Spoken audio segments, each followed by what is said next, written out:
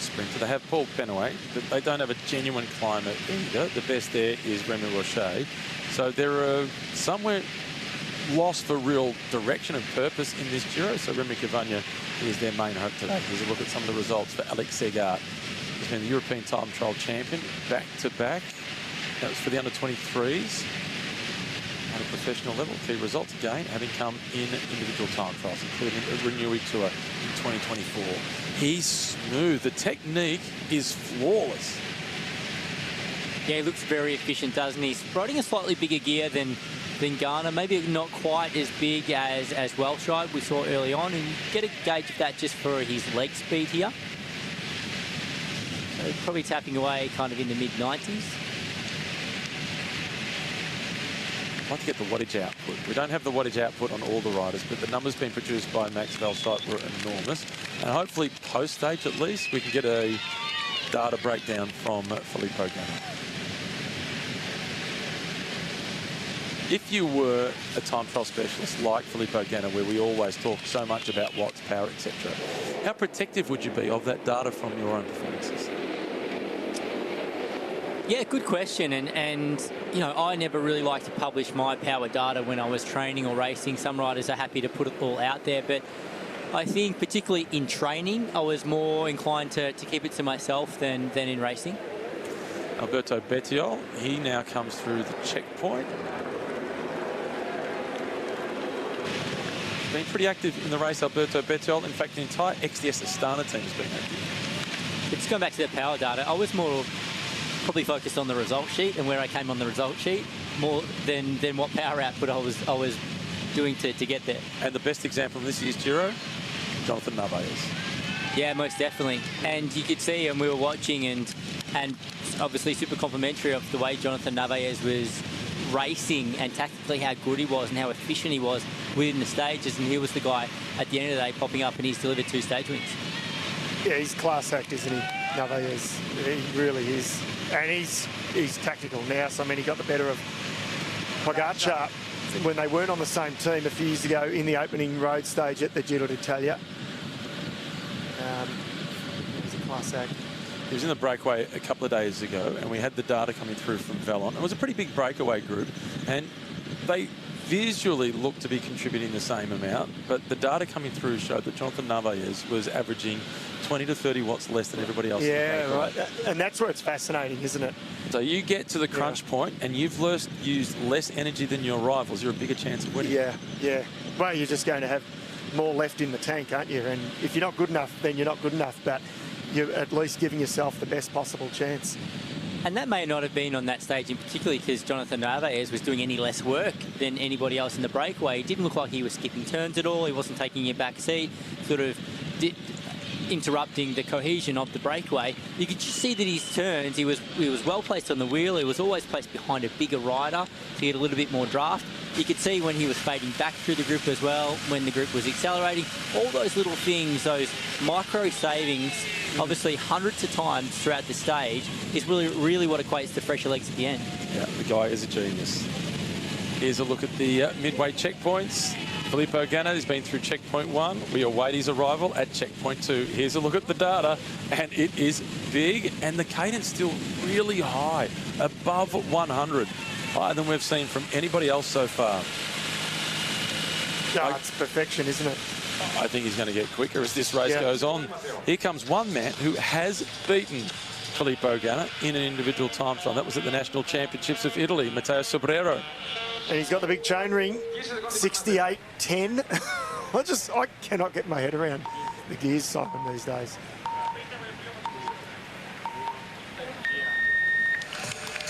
Sobrero down the ramp. So far, he's been a workhorse for the Lido Trek team. Today, he gets his own chance.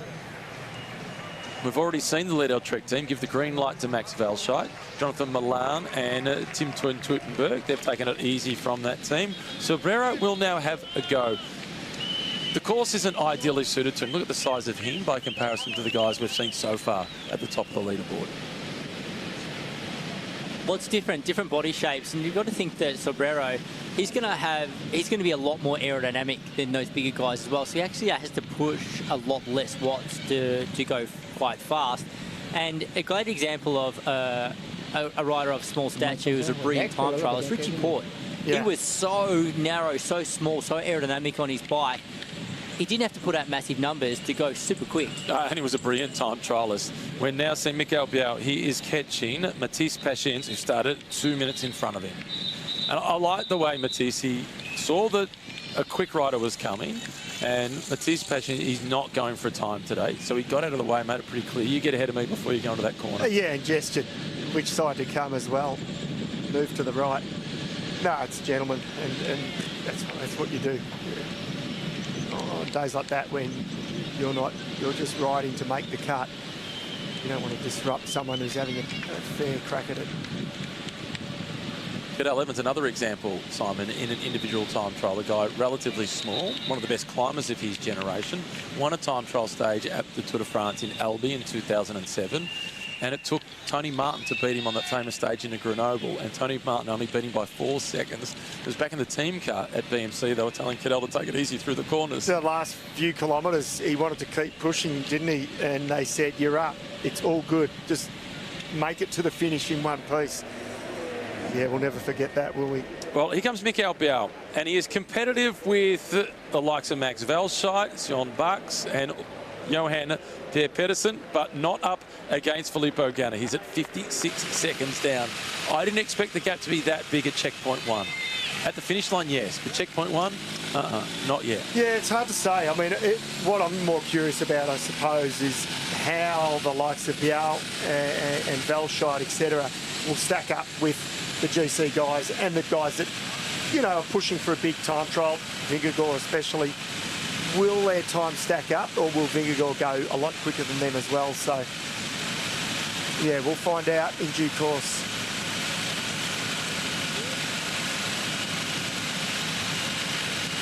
So smooth, Filippo Ganna. And chewing up the road in front of him, about to catch another victim. That was Mirko Maestri from Visit Malta in front of him. Now we're back with Remy Cavagna. And Cavagna started 2 minutes after Mikael Biao. So we get a chance to see how he compares to the others when he gets through the first checkpoint. Well, he's nearing the first checkpoint. He goes through this right-hand bend, and you'll see the checkpoint in the distance. The rider really targeting today's stage. He's already outside of the time of Filippo Ganna, but he is tracking pretty close to being amongst the best of the rest. Filippo Ganna through with 19:09. Bax went through with 19:50. Cavagna coming through, and he's going to have the second best time. Great signs for the Frenchman. That will boost his confidence. Yeah, and he's wrestling with it, isn't he? But that's his style, and it's effective for him. So this is all, at the moment tracking in the right direction for Cavagna. If he can maintain this, he's up for a good day. Next victim, Mirko Maestri. Tracking at... Oh, no, this is coming through to the checkpoint. He's about to hit the checkpoint. Yeah. The clock is... I thought that was the tracking, but it is the clock currently ticking. At the first checkpoint, it was a 41-second advantage for Filippo Ganna. Well, we can see it in the distance, so it's going to be over a minute, surely. And by how much? He keeps chewing up the road on average speed of more than 53 kilometres per hour. Filippo Ganna, he started the stage as the favourite, and he is demonstrating exactly why.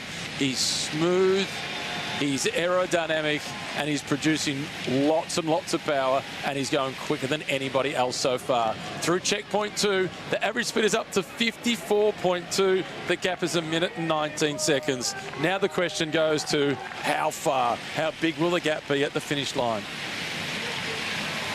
And if Jonas Vingegaard challenges Filippo Ganna, he is going to put an almighty hole in the hopes of everybody else in the general classification. Well, so far, Filippo Ganna deserves his whole different classification in this individual time trial because he's showing he is a class above everybody else that's actually on the parkour who have started and finished their race already. It's going to be a real challenge for even the GC favourites to benchmark themselves against his time. Yeah, today in the time trial, it is Filippo Ganna's Giro d'Italia, and the others are just living in his world. Still flawless. He looks so smooth. He looks like he's barely tried, but this is what the greats do in any sport. the great athletes in any sport, they make it look a whole lot easier than it actually is. Yeah, it's like he's on the armchair. You know, he's on his favourite armchair at home. Perfect position, comfortable, and he's just, you know, you're just completely tuned in to the effort. He could probably ride without a power meter or without the data. He could just ride by feel. Possibly he does. Who knows? I would be intrigued to understand if he is the sort of rider that does follow his power data throughout an individual time trial, or he's racing more on feeling. You've spoken about the time checks. Given how big the gap is, are the time checks even relevant now for Filippo Ganna? No, I don't think so. No, I don't think they are. And the time checks are really only relevant when you're chasing a time or when you're close to a time, whether you're slightly up or slightly down. If you're coming through, you know, at this point, how far up is he? Over a minute and a half on his nearest rival. The time checks no longer become relevant at all. Back with one of the younger individual time trialists, Alex Segard. One of your former teammates, Simon, Bradley Wiggins, was the time trialist of his generation in many respects, and he used that to great effect to win the Tour de France. He said that he didn't use time checks on his rivals because he knew his capability in an individual time trial. If he could ride to his power output and get to the finish line with the tank empty, that's the best performance that he can possibly put in, and he didn't want to be distracted by the rides of others. Yeah, it's a classic comment, isn't it? It's the race against the clock.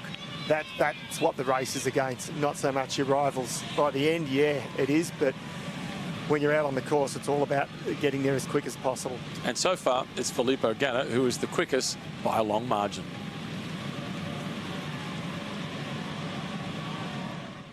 Soccer is the universal language of the whole world. You know the biggest problem? The American sports fan could care less about it.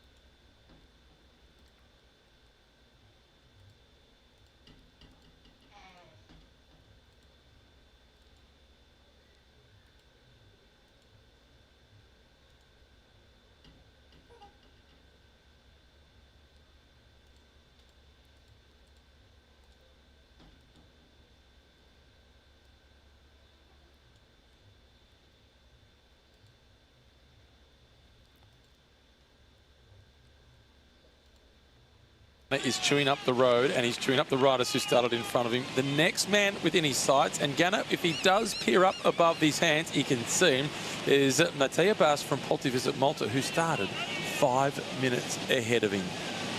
Ganna is on a mission. This, if he gets there, will be individual time trial victory at the Giro d'Italia number 7. Stage victory at the Giro d'Italia number 8. He started with all the pressure, and so far he is delivering in spades. That side shot just then, it's beautiful, isn't it? It just shows that lovely style that he has. Almost seamless, 57, 58 kilometres per hour. Nelson Oliveira, he's been the multiple time trial champion of Portugal. He's been a top 5 finisher at the World Championships against the clock. He's the captain on the road for the Movistar team because he's the experienced hand at 37 years of age. But still, he rolls down the ramp with some intent, Simon, in this individual time trial. I don't imagine Nelson Oliveira is going to take this individual time trial lightly. He may not challenge for the stage victory. I think he can fight for a top 10 in the stage, but he'll definitely give it the respects it deserves. He'll go out there, ride a good power, and really focus in on his style, his effort, his tactical approach to this, because he does have so much experience. Incidentally, we're 5 minutes away from Jack Haig making a start. Alex Segard heading towards the first checkpoint. Yeah, I'm really curious to see where he'll be at, Segard. So we know he's been good against the clock as an under-23, so there it is already. So he's, again, just falling short of the man, Garner. 48 seconds off the pace. It sounds like a lot, but keep it in context. He's pretty close to everybody else. Yeah, that's right. He's fighting, you can say he's fighting for a top 5 at the moment. Yeah. Well, from second position down to 6th position, it's just over 20 seconds that separates them. So it is pretty tight amongst those that are behind the great Filippo Ganna. Now we're on board with Mikel Bial. He's on his way towards checkpoint 2. He was at 56 seconds behind Filippo Ganna at the first checkpoint. Through the second checkpoint, Filippo Ganna, he stopped the clock 31.45. The average speed is now north of 54 kilometres per hour. It's going to be 55 plus at the finish line for Filippo Ganna. Yeah, it'll be up there, won't it? Yeah, that last sort of, well, second half of the course, it's just dead straight, super quick, slight wind in the back. Moves them along pretty quickly. This is Jasper Stuyven. And that is through checkpoint 1 for Jasper Stuyven, who's played a really important role, Simon, as the captain of the lead-out train for their sprinter, Paul Magnier. Yeah, he most definitely has. He's played a crucial role there and just brought a load of experience to the Soudal quick step lead-out train. He's been spent the last few years helping Jonathan Milan win, and now it's all about beating the Milan for Stuyven. And now we're seeing Filippo Ganna. He's about to catch 2 riders. The rider from Uno X Mobility is Frederic Lavic. He started 6 minutes ahead of Filippo Ganna. Spare a thought for him. That's brutal. And look at the way he's just flying past them as well. Crowd, as he gets to them, they're realising it's their man. They're cheering him on. And we'll just watch the way he flies through here. That's impressive. Quickly back up to speed. And Simon, he has not dropped his cadence either. It's still been hovering at around the 100 revs per minute mark. Yeah, on top of that, he hasn't started rocking and rolling as well. So even in all the fatigue nearing the final couple of kilometres of this individual time trial, his body position is still rock solid. Mikel Bial through checkpoint 2, 1:37 off the pace. That has him in 5th position. He's still averaging more than 51.5 k's per hour. Here's an update on that checkpoint. It is Ganna ahead of Bucks, followed by Price Pedersen, Valscheit, Bial, and then Larsen. How do you think things are going in Denmark with cycling? Yeah, pretty good. 3 riders in the top 6, and they've got the favourite to win this race overall with Jonas Vingegaard. Yeah, it's incredible, isn't it? They're one of those nations. We've talked about them. I always talked about them at World Championship level. They've always produced great World Championship rides, in the men's particularly, for a number of years, a long time. But now as a nation, you know, they're not a big nation in terms of population. It's not the biggest sport in the country, but geez, they deliver. Yeah, they most certainly do. A rider that I often raced against in my career, a Dane that was so consistent in World Championships, Matty Breschel. He was always a guy, when he put on that Danish jersey, when he was representing his country, he'd step up and deliver at World Championship level. He medalled in Geelong, didn't he? Behind Torhushoff. He was second? He medalled a number of times. Yeah, you're spot on too, Simon. He was. Yeah. Oh, look at the gap now at the third checkpoint for Filippo Ganna. It's almost 2 minutes at checkpoint 3 ahead of the second best time of Bucks. Remy Cavagna, he's wrestling with the bike, but he is still performing really well. He's now coming up to checkpoint 2, and he's averaging 52.5 kilometres per hour. This is impressive by the Frenchman. There's a lot to like about this. Yeah, he's just got to hang tough. He said that it's maybe, you know, 5 or 6 kilometres, a bit longer than what he would like. So he's just got to hang tough in this last third, Cavagna. Just, if the rocking and rolling is working, it's effective, then just stick to your guns.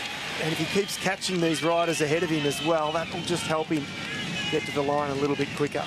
Starting to get the slightest signs of rocking and rolling from Filippo Ganna, but he has just 1.3 kilometres to go.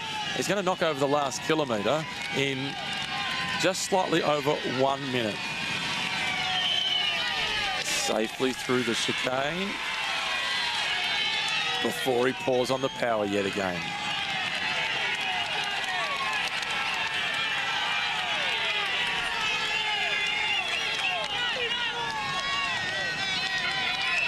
Stage 10 of the Giro d'Italia, and it is the race of truth, the individual time trial. The hour world record holder, Filippo Ganna, is tearing up the road at an average speed of almost 55 kilometres per hour. Hello and welcome to everybody in WA joining us as Sjord Bax looks on with a wry smile. He knows the defeat is imminent, but for most, it probably will be as well. Ganna started as the big favourites. Incidentally, the WA Cup, the battle between Michael Storer, Ben O'Connor and Jai Hindley, all in the top 10 in the general classification.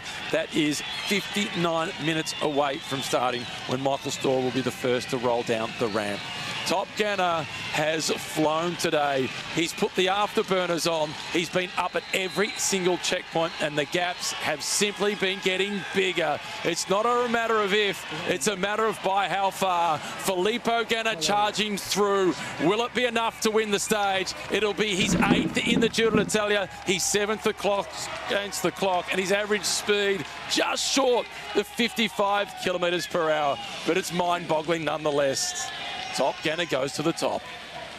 He just chewed them up, didn't he, one by one? And it was a flawless ride. We've seen that time and time again in these individual TTs. He very rarely makes an error. It was almost perfect today. Through the corners, the straight stretches, everything. Cadence was good, power was good. And we had a quick glimpse of Sjord Bax in the hot seat there, and he was smiling. He didn't look disappointed at all. I think he was enjoying watching Filippo Ganna out on the course, because, as you mentioned, that was a time trial of perfection. He just looked so strong. He had a laugh, a wry smile of, this is ridiculous. But also, and this might sound crazy, the clock, it's a pretty damn good effort from Sjord Bax on what we call now, you know, this is a long distance for an individual time trial. So Bax is 2 minutes down. Are you tipping against him being outside the top 10 at the end of the day? I'm not. I think that ride will have him top 10. Yeah, I think it could. Yeah. Here comes Sobrero. He has been an Italian individual time trial champion. Well, riders like Sobrero are going to give us a good gauger, aren't they? If he's really going for it. You know, on his day, he's a good TTer, and the time tells us that he is. So that says that the rider's Bucks will figure towards the end of the day. It'll be a big step forward in the career of Sjord Bax in his first Grand Tour. Sobrero goes through the first checkpoint, 10th best time, 1 minute and 31 seconds down. Cavagna, he is on target to go quicker than Bucks, and he's on target to come into second position. Here he is, Filippo Ganna. He's destroyed that bottle.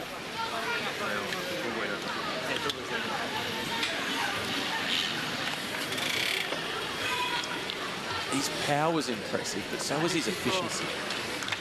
Yeah, everything about he's right. And listen to the crowd too. Don't you love it?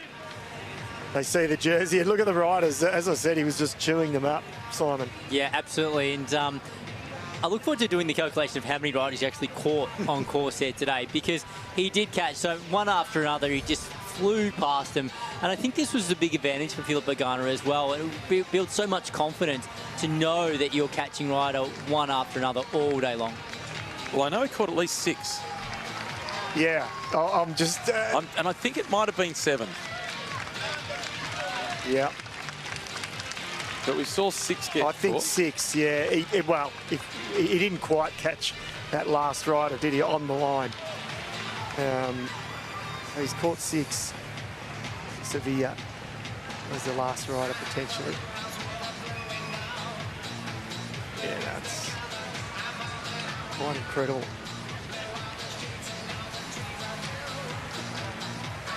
And the individual time trial is the one discipline in cycling where there are less variables. In a road stage, there's so much that can be influenced by the way the others ride.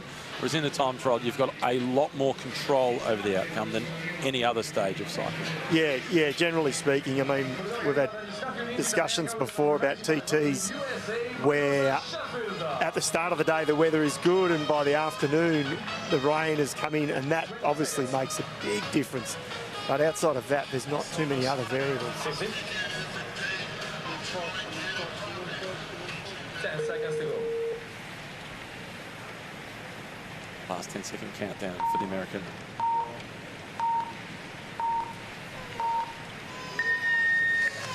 Well, it's Magnus Sheffield who gets underway, but the sheriff of the individual time trial is his teammate Filippo Ganna, who has set the benchmark. How hard will he go? He is a good time trialist, Magnus Sheffield. It's a composed start so far. Well, I feel anyone who's won a professional individual time trial is a quality time trialist. You don't win these things by chance. So Magnus Sheffield is probably capable of putting in a really strong ride. He's never going to win the stage against Filippo Ganna, and I think when the entire peloton looks at the time set by Filippo Ganna, they're probably thinking, oh, if they were going to target the stage, maybe they'll save it for another one. But I think for Magnus Sheffield, he'll go through the process and he'll put on a solid ride in today. I haven't seen a lot of him yet in this year's Giro d'Italia, Magnus Sheffield. There's a few stages coming up, though, in the second week that I believe that he could squeeze his way in a breakaway and be a factor. And one of them is tomorrow. It's the kind of stage that would suit Magnus Sheffield. And I wonder if that plays on his plans today, too. Jack Haig, who is already out on course, the Aussie who was with that team, Jack Haig has been out there now for 6 minutes on his rest day ride yesterday. They were all out on the individual time trial bike, but Jack and Connor Swift, they made the change to the road bike before everybody else. Magnus Sheffield, Egan Bernal, Filippo Ganna, they stayed out on the time trial bike for half an hour longer. Well, I think when it comes down to a team like Netcompany Ineos, they came here with big ambitions in the general classification. So a rider like Magnus Sheffield, if his team leaders need his support or they're still really rallying behind their general classification favourites, they won't get the opportunity to go up the road. It's only really when their GC favourites falter or it's advantageous to those GC riders for them to have a ride up the road, then they'll get an opportunity. How about Vic Campenaerts? That is an aero helmet. There's a lot at the front and there's a fair bit at the back, and he's got a fair bit of horsepower. Campenaerts on his day, a time trial specialist, but he's in a different phase of his career now, and he is working for others. Here he's working for Jonas Vingegaard, and he is cruising. Yeah, you could see just even that last 20 seconds, he was very relaxed. He just stepped onto the bike at the last minute. I thought, oh, he's come up early. He's got a minute to go. He only had 20-odd seconds, still playing with the helmet. That's not Campenaerts if he was having a fair crack today, because he can deliver a really strong ride in the time trial. So that was a very relaxed version of that man. Alex Segard, here's the next one through, checkpoint 2. That is of note. He's a strong individual time trials. He's been the under-23 European champion twice. This is his favoured discipline. He's been looking forward to getting past this stage and seeing how he fares before he looks for his own chances. But now that his teammate is in the pink jersey, Afonso Eulalio, he might have a different role to play. He might not get the green light to go into the breakaways. He's more than a minute down now on Filippo Ganna. The arch for the checkpoint. He's just a few hundred metres away, but he's still faring towards the top 5. It might be just slightly outside. These are promising results for Alex Segard as he goes through on par with Mikael Biao. He slots into 6th position. Nice. Yeah, that's solid. There he is, slots into 6, just ahead of Mikael Biao. So no, that's a good ride, and if he gets that feedback, I think he'd take that at the moment. He'll keep on. Well, behind Filippo Ganna, I think places from sort of 2nd to 10th will be quite closely contested. And there are a number of really solid time trialists out there. Cavagna on screen now is absolutely one of them, all with different techniques. And we can see Cavagna now, he is really pushing hard. In his pre-stage interview, acknowledged his ideal distance is sort of up to 33 kilometres. This is 42. So that would give us an indication that that last 10K, he might start to really struggle with the distance. In time trial, in pursuing, in a lot of running events as well, they talk about negative splits. He's got the kind of body language here. There could be not the negative split, it could be the positive split. It could blow up in the last time check. But he has thrown it all out there, Remy Cavagna. This is his teammate, Johan Jacobs, about to go across the finish line. He has today gotten through relatively comfortably. He's still tracking to be just outside the top 10 here. And he's only going to be 4 and a bit minutes behind Filippo Ganna, which, to be 4 minutes behind the winner of the stage, it sounds like a lot. But when it's Filippo Ganna, it's not so bad. It's pretty good, over 42 kilometres, yeah. Eases up now as he cruises in for 7th place for now, at least. He really cruised in, considering he's fighting, or was fighting, for a top 10 finish. Yeah. Not bad. Out on board now with Mikael Biao. He moves around a lot for a guy that's got such a good track record against the clock. Particularly in his junior career and throughout the under-23 ranks, he was fastidious about preparation for the individual time trial. But now Simon, given the role that he has to play for the team, that will obviously take him away from how much of a focus he can have on this discipline. Yeah, most definitely, but I don't see it really taking away from what he's able to do at home with his preparation. I think those long duration efforts that he's expected to do at UAE 10 minutes, mostly sitting on the front and protecting his team leaders, that can be still applied to time trialling and the long sustained efforts that require a good time trialist to be able to do as well. Also, Mikael Biao, over the years, having really targeted individual time trials, particularly in the under-23 categories, undoubtedly he has spent thousands of hours on his time trial bike. Yeah, the muscle memory is there. And Cavagna coming down towards the finish. The best time is that of Filippo Ganna, 45 minutes and 53 seconds for an average speed of 54.9.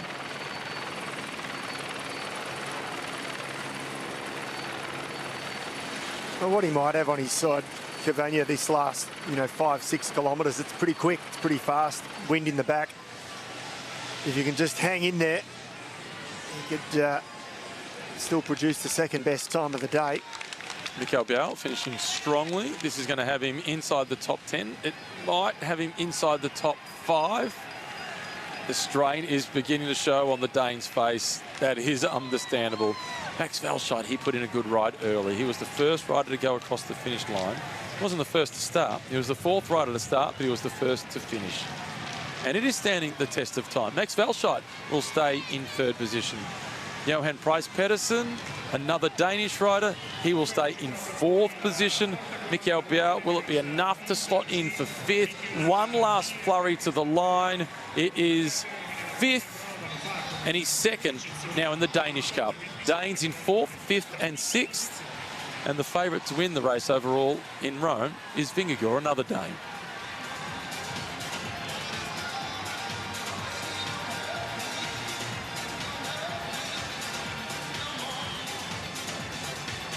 If they did the Tour de France in national teams like they did for a period of the race back in the 1950s, you'd make a fair team coming out of Denmark, wouldn't you? Absolutely, you would.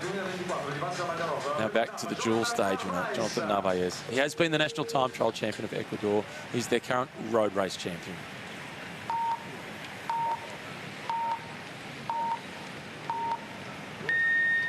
Mr. Smooth from Ecuador rolls gently down the ramp. Jonathan Narvaez makes a comfortable start.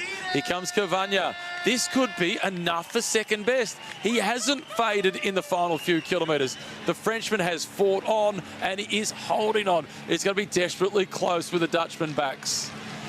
32 seconds slower than Ganner at the first checkpoint, then 107, then 145. It's been a really solid final few kilometres for Remy Cavagna. Can he get in for second? One last-ditched effort. 100 metres, 14 seconds. He's sprinting, he's rattling, he's making it. He's second. Cavagna gets there. That's been fantastic. That's brilliant.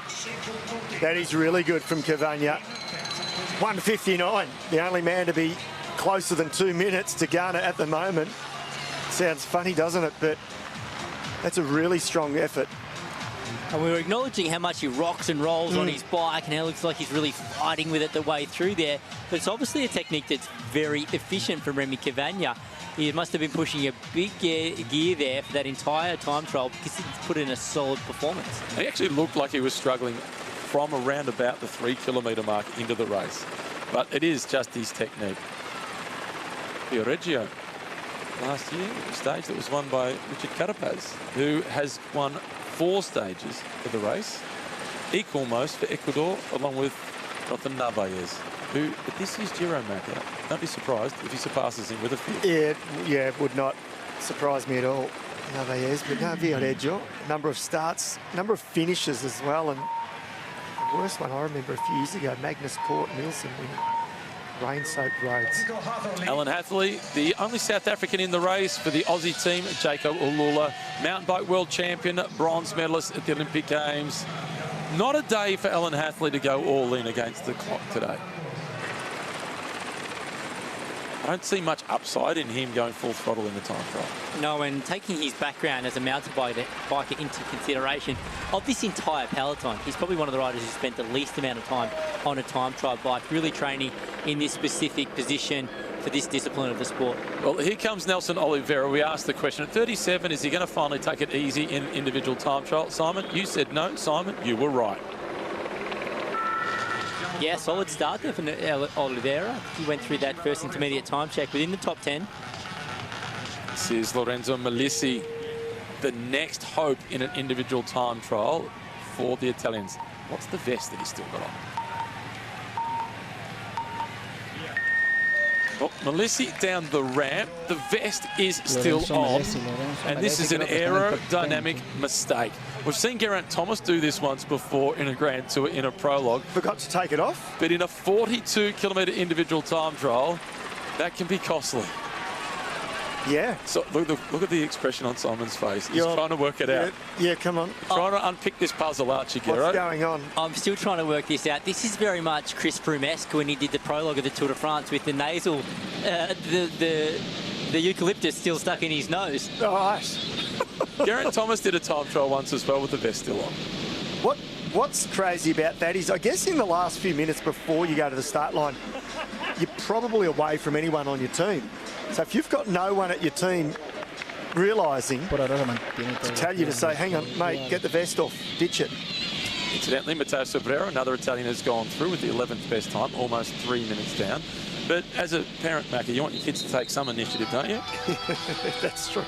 That is very true. But it was likely an ice vest as well. It wouldn't have been about staying warm. He would have warmed up pre-individual time trial. The Norwegian road champion, Andreas Leknensson, who's been a former top 10 finisher in the general classification in this race. So far, it has been a disappointing Giro. He sits in 40th position overall.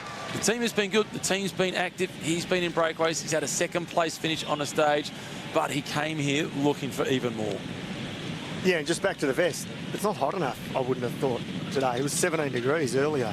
Oh, no, they'll be definitely using ice vests. Yeah, they'll be doing as much cooling as they could in their warm-up, particularly post. It's all about keeping the core body temperature down as low as possible. Right. So I anticipate they would have been using ice vests, but, yeah, if you forgot to take it off, then that's a massive error on behalf of Melissi and the team. Well, we'll get more vision of him, no doubt. won't be surprised to see it thrown off roadside. Inside the last 5 kilometres for Alex Segart. Who is the responsibility on more, the rider or team management? Oh, that's a rider. The rider, he would have rolled up to the start ramp if he, like, and we're speculating here that he has a nice vest on. But undoubtedly, as soon as he gets down the road, that first message that he gets off his sports director, who's going to be following him in the car, is saying, take your vest off. Okay, and the odds are that the sports director is going to be Matt White. You've worked with Whitey for a long time. It'd be a pretty blunt message. There'll be no miscommunication. Whitey speaks pretty good Italian as well. Jan Christian about to get underway. He sits in 38th position overall. Unfortunately, a couple of days ago, his brother had a nasty crash, broke his collarbone, and is out of the race. 21-year-old Swiss rider, Jan Christian. Another rider that doesn't look as if he's having much of a go in this individual time trial, and taking the opportunity to get the legs fresher again after a big opening week, the rest day yesterday. And there's chances to come for him to win a stage.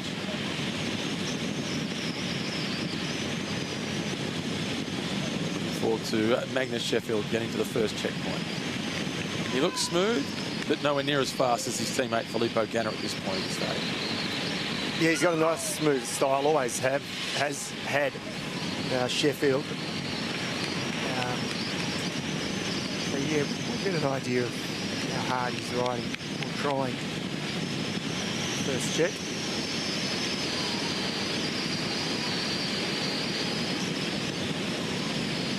And in addition to trying to get the stage victory with Filippo Ganna, the other big focus for Net Company Ineos will be the performances of Egan Bernal, who's 15th overall, and Tyrone Arensman in 6th position overall. Arensman is clearly the team leader for them now in the general classification, and he looked good on Sunday. Well, the road really has sorted out who is the best chance for Net Company Ineos here at the Giro d'Italia, because there was speculation over who would be the protected rider between Tyrone Arensman and Egan Bernal, but it's really the first two summit finishes of the race has sorted that out for them. And how about at Red Bull Bora Hansgrohe between Jai Hindley and Giulio Palazzari? Well, it's definitely tipping in the favour of Hindley based on Sunday stage. Einar Rubio. Se viene el colombiano Einar Rubio. He's been active. He's been in quite a few breakaways. The cold weather a few days ago definitely got the better of Einar Rubio. A man for the mountains, not for the individual time trials. And this is a guy that we're going to see in a lot of breakaways with what is still to come in this year's Giro d'Italia. So much so little focus does Movistar have on this individual time trial that the team car behind him doesn't even have a spare bike on the roof. There'll be a mechanic in the back with spare wheels in case something needs to be changed.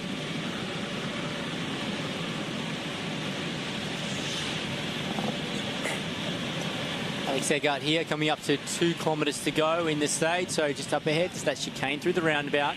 Then one last right-hand bend at 1 kilometre go. One more right-hand bend, 150 metres out.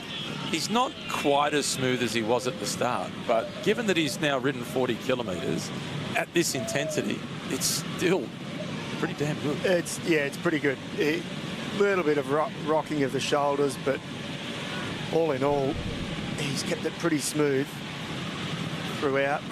Not quite down in the biggest cog. He's in the 3rd cog there, so still kept that cadence up, kept the tempo up. Keeping the chain straight. Yeah, keeping the chain straight, that's it. And equipment here by Aerodynamics, by comparison to some of the other big teams, Bianchi has not been renowned in the last few years for being on the cutting edge of aerodynamics. No, they haven't. It becomes a real arms race, doesn't it, between the big brands and the R&D that goes into producing the most aerodynamic, whether it be road or TT bike. And how about the psychological benefit of knowing you're on the quickest bike in the peloton versus one of the slower ones? I think it plays a big part in it as well. But these riders, they get a feel for it really quickly. As soon as they get on a new team bike, they're going to have a pretty good feeling of whether they're on a fast setup or not. Obviously, in road racing, as you mentioned, there's just so many different variables to it. Your tactics come into it and so forth. But in time trialling, with less variables, your bike becomes a really important factor. And Alex Segard, he's faded slightly in the latter part of this course. He is still just 24 years of age. There's plenty of upside still to come with Alex Segard. He's certainly a rider. In fact, he's only 23. He's a rider that has said, Macca, that he wants to take a leaf out of the book of Thomas de Gendt and go in lots of breakaways. Well, that's a big shoes to fill, isn't it? De Gendt was one of the very best, even over multiple generations, at mastering the art of the breakaway and winning from them. So, but I like it. So much so that Thomas de Gendt, he managed to get onto the podium here at the Giro d'Italia, finishing in 3rd position overall in 2012, a race that was won by Ryder Hagedal. As Segard comes in with a spot that's inside the top 10 for now. This is good. 3:05 behind, 8th position, 51.4 k's per hour.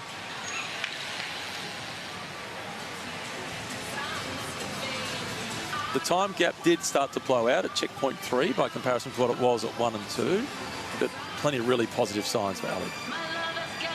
Yeah, as a young rider in an individual time trial like that, he'll be really looking at his numbers throughout as well, watching his power output and really trying to develop that over time. And I think where he'll be potentially be a little frustrated is having the fatigue of now this is being stage number 10 of his Giro d'Italia and probably not seeing what he's used to seeing in individual time trials. Now we're on board with Lorenzo Malisi. When he won the Under-23 Time Trial World Championships, that was in 2023, Alex Segard was 2nd. The Aussie, Hamish McKenzie, was 3rd. Jan Christian, who's also just made a start, he was in 9th position. So starting to see the generation from winning the Under-23 World Championships in the last couple of years come to the fore at World Tour level. And it can take, for a few of them, it can take, you know, a few years to develop to get up to that level of winning at World Tour. And, you know, practice makes perfect. Refine the position, just get that little bit better, more top-end speed for prolonged efforts. And especially on a Grand Tour, as you said, Simon, stage 10. So, you know, your recovery as well. So that, for a few, Felipe Garner's an exception. You know, he stepped into World Tour and started winning. Not all riders in TTs are going to do that. It might take 3-4 years for them to develop enough to be able to win. Magnus Sheffield coming through at 1:35. What percentage of effort do you think he's putting in here against what he would be capable of? I think he's putting in too many % effort, because to finish today's individual time 3 or 4 minutes down is a nothing result, and you've used way too much energy for a rider who could potentially go up the road in tomorrow's stage and take a stage victory or play an important role in supporting his GC team leaders. Back on board with the former Under-23 World Champion, Lorenzo Malisi. The vest is gone, I believe. No, not sure it is, no, Macca. hang on. It's blowing up and catching wind and making life difficult for him. It's like the brake that comes out the back of a drag car race. Yeah, you can see on the sleeves, the shoulders. Yeah, you're right, it's on, I think.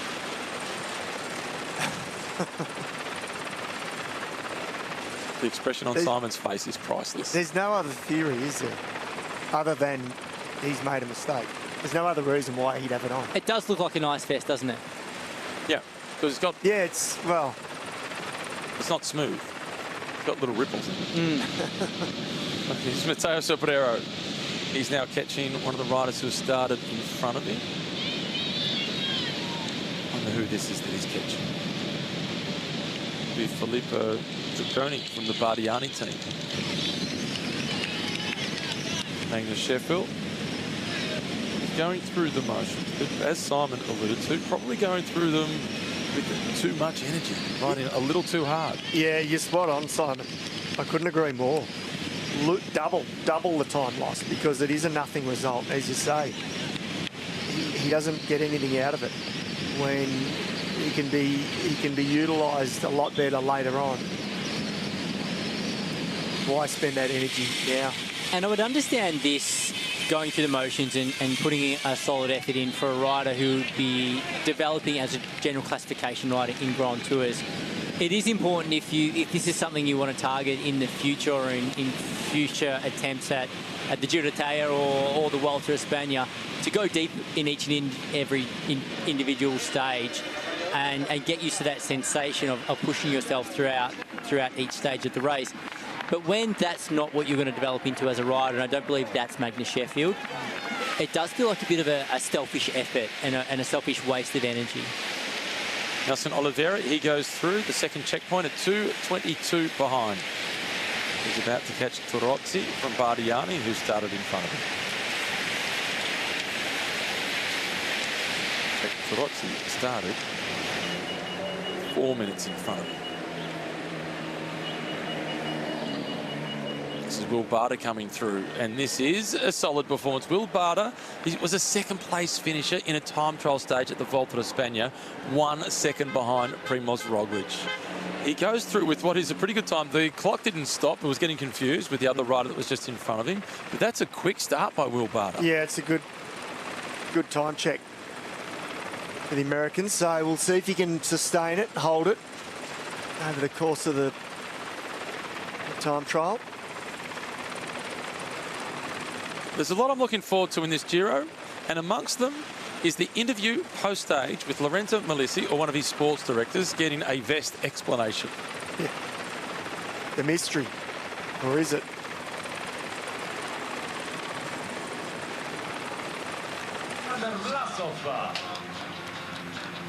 Alexander Vlasov now down at the start line. A rider who is capable of finishing in the top 10 the general classification in a Grand Tour. He's been on the podium in Paris-Nice in the top 3. Here he currently sits in 27th position overall at 13 minutes and 8 seconds behind. He's going to have to play a really important role in the next 2 weeks in support of the Aussie, Jai Hindley.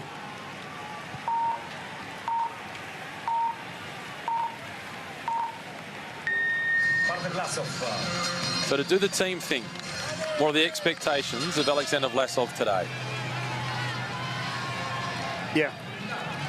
Right, do the team thing. What is he, 20, what did you say, 25th or? 7th overall. 27th overall. Do enough to survive.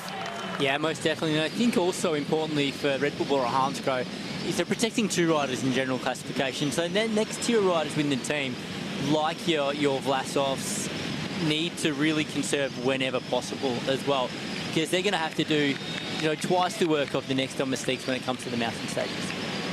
Getting towards the top 20 in the general classification. And in 20th position is Chris Harper, the Aussie from Pinarello, Q36.5. I'm expecting Chris Harper to be all in this time trial. He's trying to do a good result in the general classification. What I like about Chris Harper, the way he approaches it, is at the national championships, he's never a favourite to win the individual time trial. But similar to what you were talking about before, if somebody has long-term ambitions in a Grand Tour, you've got to be able to time trial. So it gives himself a chance to race against the clock, and he almost always rides the time trial at the Nationals. Yeah, and we saw what he did last year, winning the penultimate stage. That was a monster day in the mountains. Brilliant performance. So that will give him some confidence in his own mind, Harper, that he can make some gains, deep now into the second week and into the third week. So, he might be a little bit off the pace at the moment in terms of searching for that top 10, but it's certainly not beyond him. Yeah, having won a stage here in the past would give him a huge amount of confidence coming back to this year's race. And I think, like you said, Matt, for Chris for every time trial that he does, every time he goes about this event, he'll be gaining experience.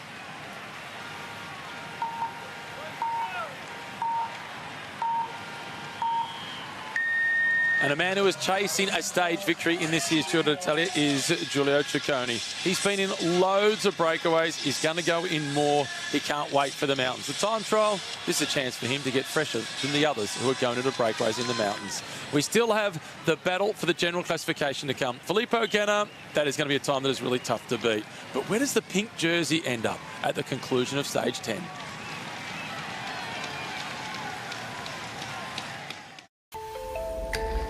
Yeah, I'm ready.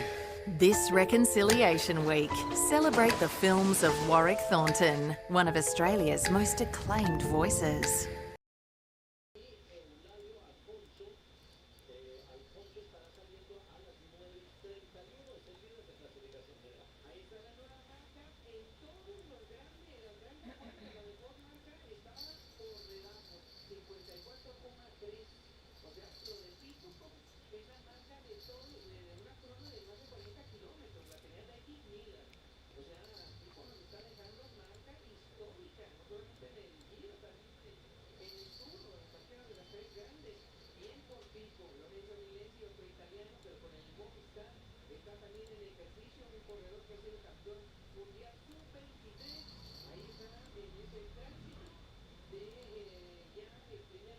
Sí, probando sonido. 1, 2, 3. 1, 2, 3, probando sonido. No me escucho nada. Tengo muteado. 1, 2, 3, probando sonido. 1, 2, 3, probando sonido. Sí, sí, bien.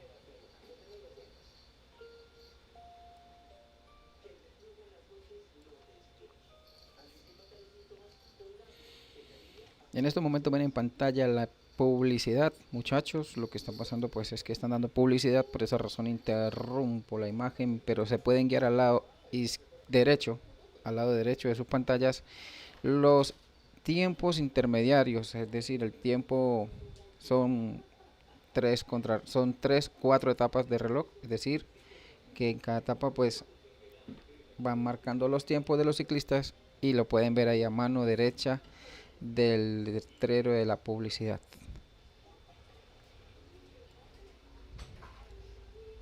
They're finishing by the coast, but it's not too far away, and you head out into the mountains. And there's some climbing to contend with on tomorrow's stage as they head towards the Cinque Terre.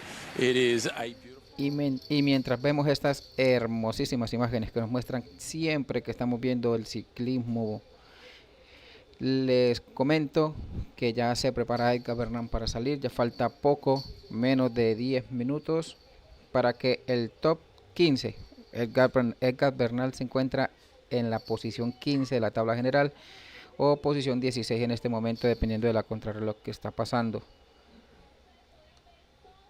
Hasn't he been good at this year's Giro?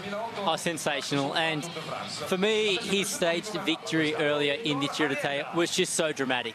The fact that he just didn't give up, several crashes, several mishaps in the final, but got there from the breakaway. Igor Arieta, he makes a start. He sits in 19th position in the general classification, down the ramp and underway. And he's still fighting. I get the impression he is going to test himself for the 3 weeks and see how he goes in the overall classification. Yeah, the way he started there looks to be the case, doesn't it? As we focus on Leknesson, but that stage win by Arieta, I couldn't believe that. When I watched the last 5-6 kilometres, it blew me away what unfolded. Here comes Andreas Leknesson. He had a second place finisher on a stage that was won by Jonathan Narvaez. That was the second of stage victories by Jonathan Narvaez. And he is giving this a fair bit of sauce, Gero. Yeah, well, as we discussed, he's a rider who's finished in the top 10 in the general classification in the Giro d'Italia, so he knows how to go hard each and every day of this race. So it doesn't come as any great surprise without a big general classification leader in the Uno X squad that Leknesson is going for it today. Been such an aggressive team, and they have been ever since they started, Matt. Yeah, they have. Uno X, I mean, they've just fought hard, fought their way to get the starts at the Grand Tours and then, of course, the Tour de France, and then delivering that stage win as well at the Tour. into Toulouse, where the stage win will be remembered as much for the stage win as it will be remembered for the rugby tackle. Yeah, it was, yes, correct. Gee, we've seen a few of those, haven't we? The spectator on the road, Steph from ASO, who normally just does the logistics, thought this is my moment. Yeah, and it certainly was. I've never seen him move so fast. Yeah. Sepp Kuss.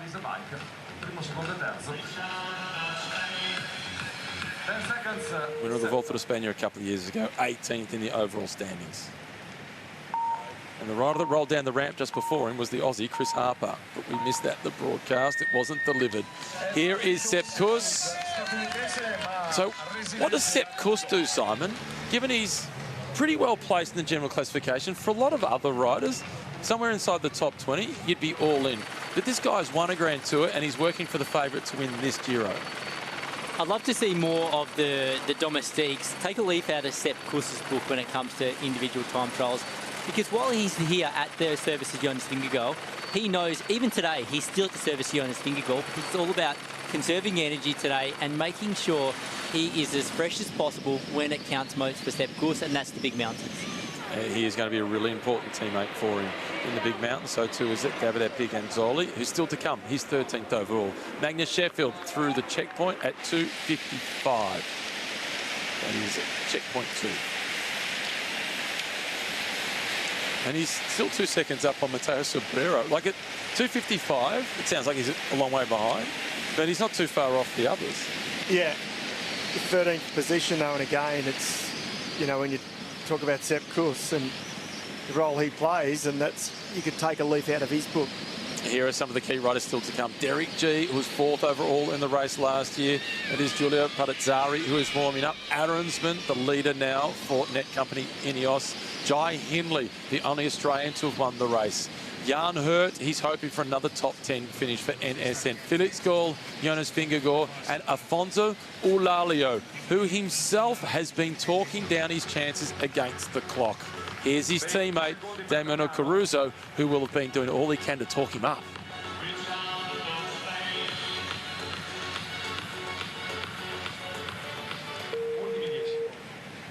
Music in the background sounds straight from Caruso's playlist.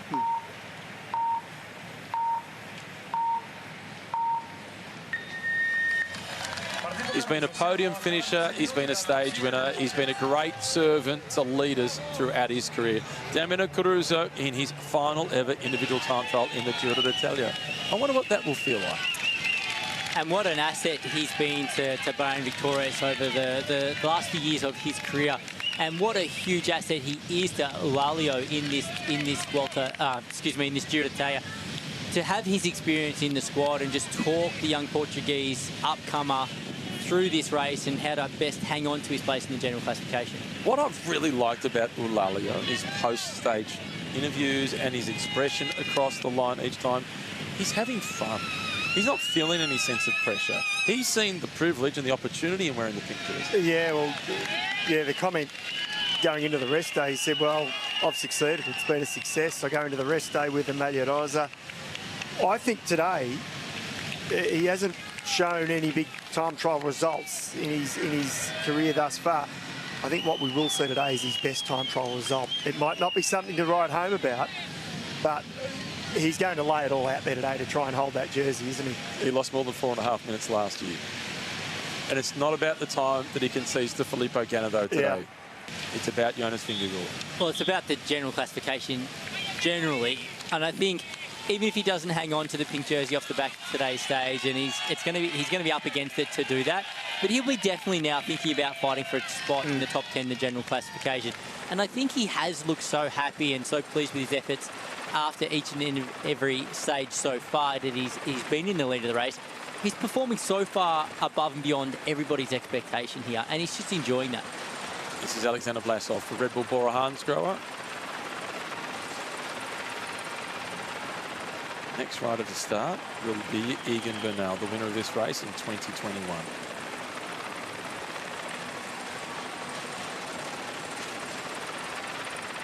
When we saw Eulalio first move into the pink jersey, Macca, I was thinking about Ben Healy, the Tour de France last year, and he took yellow.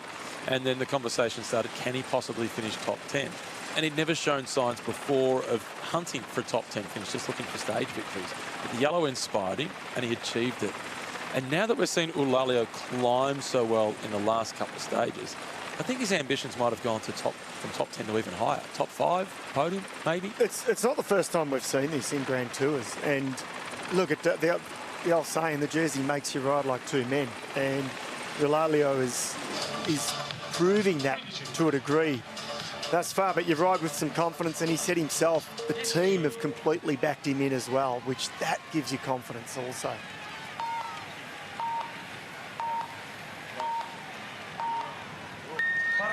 There's not much he hasn't done. He's the only Colombian to have won the Tour de France. He's been a winner of the Giro d'Italia. He's had a tough 5 years. Egan Bernal down the ramp. Let's wait and see what he can do. Well, Egan Bernal didn't ride down the ramp with a huge amount of intensity there. That was quite a casual start to this individual time trial for someone who we anticipated would still be pushing for their hopes of a high place in the general classification. But he has had a couple of pretty mediocre days in the mountains, so maybe starting to lose that drive to really fight here for GC. Nelson Oliveira kicks the clutch in, rolls across the line in 14th position. He's been a class act for a long time, Nelson Oliveira. Yeah, I don't think he knows how to ride easy. Here comes Will Barter. Will Barter loves a time trial, and this is a solid performance. And for Judo Pro Cycling, a top 10 on the individual time trial stage would be a good outcome. And Will Barter is tracking for it. He's in 9th. Yeah, he's hanging in there. He's grimacing a little bit, but so far it's working for him. So, yeah, he's just got to stick at it. An important stage for the team as well. Judo Pro Cycling, and Judo being the naming rights sponsor of this individual stage as a watch sponsor and as a sponsor of the individual time trial. So it's an important day for the team, not only for Will Barter, but for their two riders who are really targeting a top 10 at this stage in the general classification, Matthias Rondel and Michael Stora. And Stora is 14 minutes away from starting. In the general classification, Stora is 10th. Matthias Rondel is 7th, but it's only 19 seconds separating. And the individual time trial, the mountains to come, they'll sort out who the leader is. But Rondel Macca, he's only 22, and he's been with the Judo Pro Cycling Development Program before moving into the World Tour squad. And this could be a turning point in the pecking order within that team. But Stora next year won't be the leader, and Rondel will be. Yeah, it's look, it's interesting, isn't it? Michael Stora finished 10th last year in the Giro too, so where he stands at the moment. But it will certainly, I think it'll sort itself out at one way or another, whether it's today or moving forward when they go into the big mountains. And, you know, this third week in this year's Giro, it's not as brutal as some previous versions and historically what the Giro has been like in the third week. But it's still hard enough. The mountain days, they're shorter than previously. Sometimes they're more dynamic, or history shows the shorter ones are more dynamic. So I think we're still in for a pretty tough second 2 weeks. 4th overall last year, Derek G. En este momento la salida de Derek G, el 14º en el ranking oficial, por encima de Egan Bernal. Egan Bernal ya salió, así que empiezan a salir los del top 15. Los del top 15. En estos momentos, como ven en pantalla, Derek Gitt está saliendo detrás de Egan Bernal. Egan Bernal ya salió. Estamos esperando los tiempos de los intermediarios 1, intermedio 2, intermedio 3 para irlo poniendo en pantalla, esperando que Egan Bernal haga una buena presentación en esta mañana de contrarreloj y pueda quizás escalar algunos puestos en el top oficial, en el ranking oficial, y vamos a ver qué pasa. Derek Gitt en pantalla. Since then, he's been battling and he's been moving his way back up to GC. Yeah, he has been really solid out on board with Intermarché. This is Simone Gualdi. And it looks like he's about to be caught by Magnus Sheffield. He's been passed by Magnus Sheffield. There's the American in the distance, riding away from him.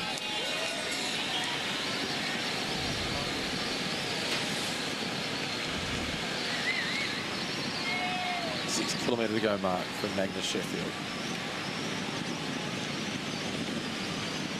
Well, Sheffield is still looking super smooth there in the distance. He's rock solid on the bike, isn't he? Right at his court here, started 2 minutes ahead of him. Yeah, he's solidly, quite solidly built to Sheffield. But yeah, very little movement at all. The time gaps between the starts now, it is out to 3-minute time gaps as we're inside the top 20 of the general classification.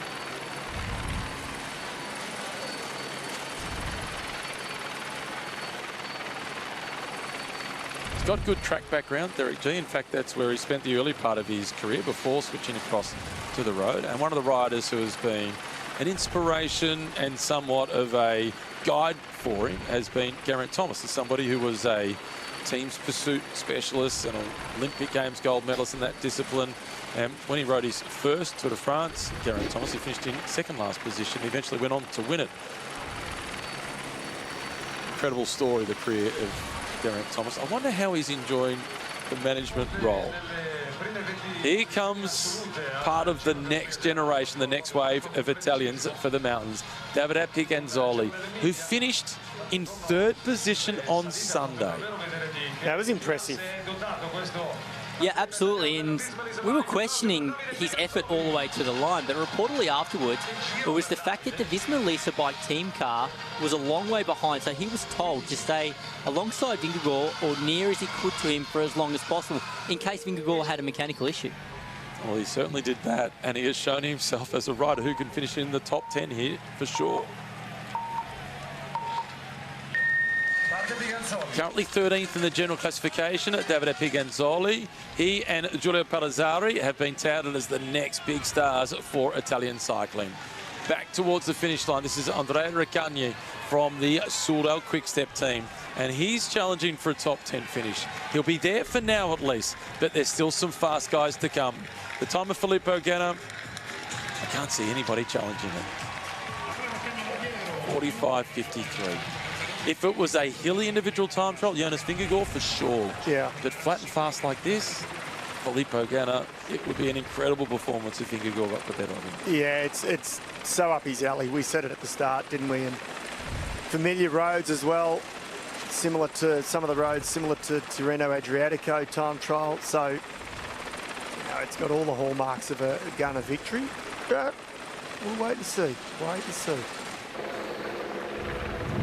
Alexander Vlasov easing his way through. We're heading towards the top 10 in the general classification, and the three Australians who are inside the top 10, the first to start will be Michael Storer, and he is 8 minutes away from rolling down the ramp.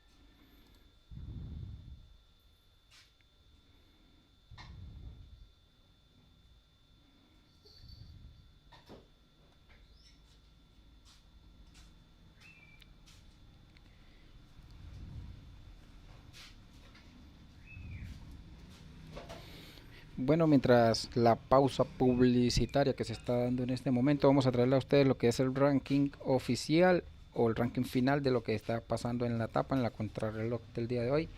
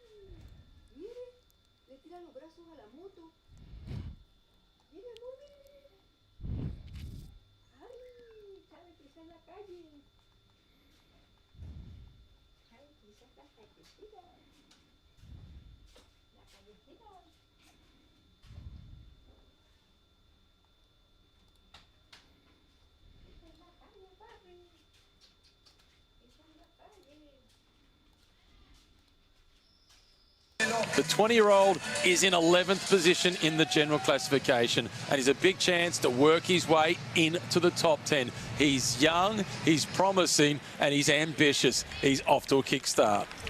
Yeah, still at only 20 years of age, and he's third-year professional as well. So Michael Blocky has got a lot to look forward to, and he's going to go all out today. And so too is Will Barter, the American from Tudor Pro Cycling, as he is approaching the finish line. On target to keep himself inside the top 10. The closest he's been to a stage victory in a Grand Tour was in a time trial. That was a few years ago now when he was 1 second off the win. That was behind Primoz Roglic. Then he was riding for the Movistar team. Now he's with the Swiss outfit. The BMC bikes, they pride themselves on being fast and being aero, and Barter is proving that is still the case. He comes in for 8th position. Well, when the general manager of the squad is one of the greatest time trialists of all time, or definitely of his generation, Fabian Cancellara, you can understand the team putting a big emphasis on these individual time trials and having some of the best equipment going around. This is David de la Cruz now coming towards the first checkpoint. He and his teammate Chris Harper, they're almost locked together. De la Cruz is 21st overall. The Aussie Chris Harper is 20th. And Cancellara and Grace Brown, they went out in similar fashion. Fabian Cancellara, his last ever race was the individual time trial at the Olympics in Rio in Brazil in 2016. Gold medal, I'm done. Grace Brown, she goes to Paris. Gold medal, hang on a minute. I'll win the world title as well. Thanks very much, I'm done. Yeah, it's not a bad way, is it? Knock off two of the biggest time trial results for any cyclist, Olympics and then world champs. Yeah, and then drop the mic and see you later. Jonas Vingegaard getting ready, not too far away now. And here is the race leader, and he's on a road bike still. And Cadell spoke about this over the weekend, Simon, seeing Jonas Vingegaard doing the cool down every stage on the time trial bike, whereas Alfonso Eulalio is on the road bike. Yeah, it's quite interesting, isn't it? And you know, that would have the best equipment their sponsors have available to them at Team Bahrain Victorious, but Eulalio obviously not having spent a great deal of time on his time trial bike over the years, and his results are reflective of that. He's still more comfortable warming up on his road bike, which does make that transition across to your TT bike for the race itself even more challenging. Here we are into the top 10 in the general classification, and it is the Western Australian Michael Storer for Tudor Pro Cycling.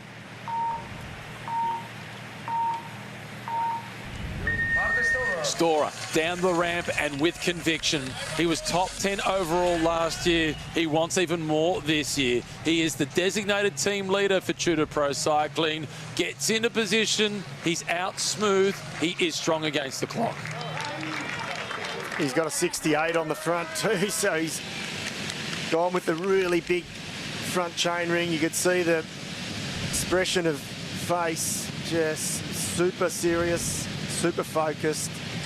He's out to produce one of his better time trial performances today. Well, he rolled a monster gear down that start ramp, didn't he? He was really in a big gear, so it does take a few pedal strokes to get that big gear wound up and get up to speed. But yeah, Michael Storer, he's going to go as hard as he can in this individual time trial. And time trialing has probably his weaker point when it comes to his ambitions as a general classification rider. Look at the power numbers being produced by Damiano Caruso. He's been hovering around the mid 300 watts mark. Max Velscheid, who we saw a lot of, admittedly probably weighs close to 20 kilos more than Damiano Caruso, but he was sitting at around the 460 for most of it. And Caruso's a strong time trialist as well. And in the peak of the height of his career, and I did a number of team time trials with Caruso as teammates, and he would pull an extremely strong turn on the front. So you felt his wrath? Yeah, and his aerodynamic elements as well, because he doesn't catch a lot of wind. And there's a bit of wind to deal with here. Tuscany hosting stage finish for the 198th time. And we spoke about this already with Dan Huller. He was the winner of the individual time trial here on stage 9 last year. How about Wout van Aert? Great season for Wout van Aert. One of the feel-good stories of the season, him winning Paris-Roubaix. Yeah, I think so. I think for the fans, it was a popular win, wasn't it? Even against the might of Pogacar. And a lot of people were barracking for Pogacar not to win. Not because they didn't want him to win, because they want him to keep going back to Paris-Roubaix for another few years at least. Well, we're all happy, aren't we? We'll see him again, hopefully, so that's good. Well, here's your answer about the commitment of Damiano Caruso as he's coming through to the first time check, just outside the time of Chris Harper. So Chris Harper is off to a good start as well. 15th for Caruso. Still that nice high cadence there. Rider of loads and loads of experience. But you can bet that his average power is going to be significantly lower at this point than a number of the riders that he's around in the general classification.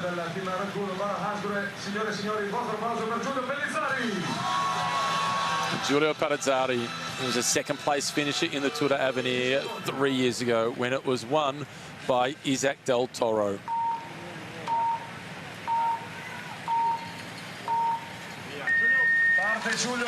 Palazzari, 9th in the general classification, 5 minutes and 15 seconds down. He was 6th overall in this race last year, likewise at the Volta de España, where he won a stage. He looked good to the blockhouse stage. Perhaps he went into the red too soon, trying to keep up with Jonas Vingegaard, but on Sunday with the mountaintop finish, he didn't look so good. No, he didn't look good. He obviously had a pretty tough day on Sunday, but he did a good job to mitigate his losses because he was distanced from the front group quite early. But he didn't give up, he didn't throw the towel, and he's still sitting within the top 10 in the general classification. Yeah, and the team had said, I think, post-stage, didn't know that he'd had some stomach issues, so that is a good effort. Just to make it, limit the losses, as you say, and the rest day probably couldn't have come quick enough for him, so we'll get an idea if he's recovered more so from the last few days and leading into that post-rest day, I should say, so it's an important ride for Palazzari. 8 riders left to start. The next rider to get underway will be the next of the Aussies, Ben O'Connor. Well, which way is it going to go for Ben today? He's one of those ones, I think, at his very best, he can produce a pretty good ride against the clock, against the riders around him. We know he won't challenge Ghana, but he can certainly keep himself in that mix for the podium. He rode the time trial at the Australian National Championships this year on home roads for him in Perth, and I put it down to him riding that race for the experience yet again, and he got off to a flyer. He started really quickly at the National Championships. Through the first checkpoint, he was almost on par with Jay Vine, but then he ended up finishing in 4th position, so just missing out on the podium, 1 minute and 11 seconds down on Jay Vine. There would have been a lot of learnings in that, though, Simon. The fact that he did go out too hard in that time trial. I think it was probably a bit of adrenaline and a bit of home road hype that might have got Ben O'Connor off to too fast to start in the individual time trial at the National Championships in Perth, where he hails from. So maybe it was just getting a bit too caught up in the moment there, competing in front of hometown crowds. And then he paid the price for that towards the back end. He's got plenty of experience in time trials in Grand Tours. Lorenzo Melissi is coming through with a solid ride in a vest. Melissi stops the clock in 7th, an average speed of 51.9. I still can't believe it. I'm just chuckling to myself here, the fact that he's ridden a whole time trial with a vest on.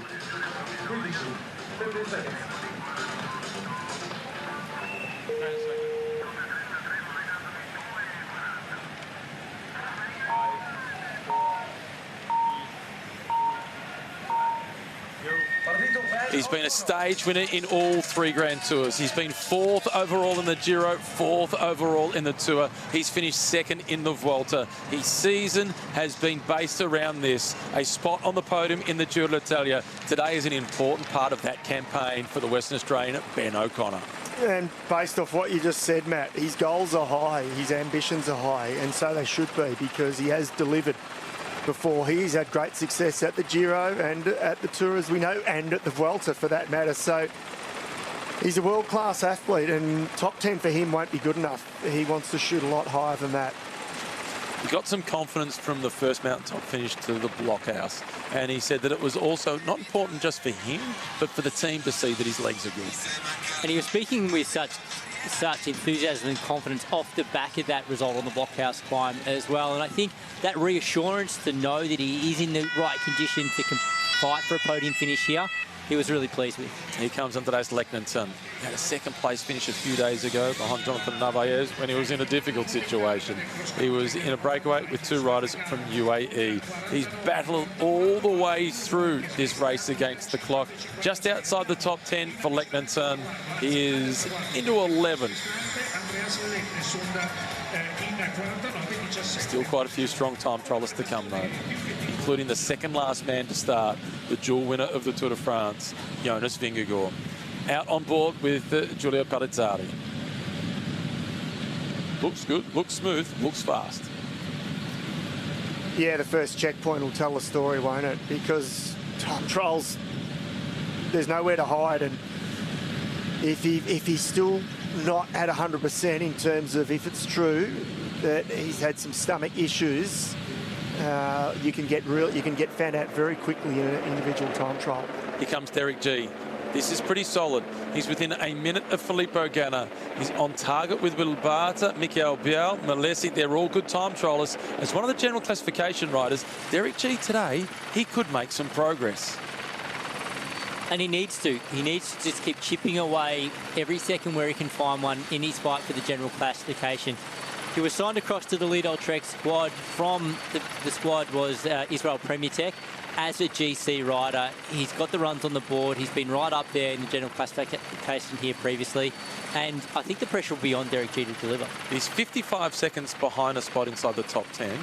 Would the top 10 be good enough for that signing by the time they reach Rome? No, definitely not. I think they've signed him to improve on his fourth place of last year, which is going to be challenging for him from this position. I think if he hadn't had any mishaps, then that would definitely be a possibility. But from now, maybe a top 5.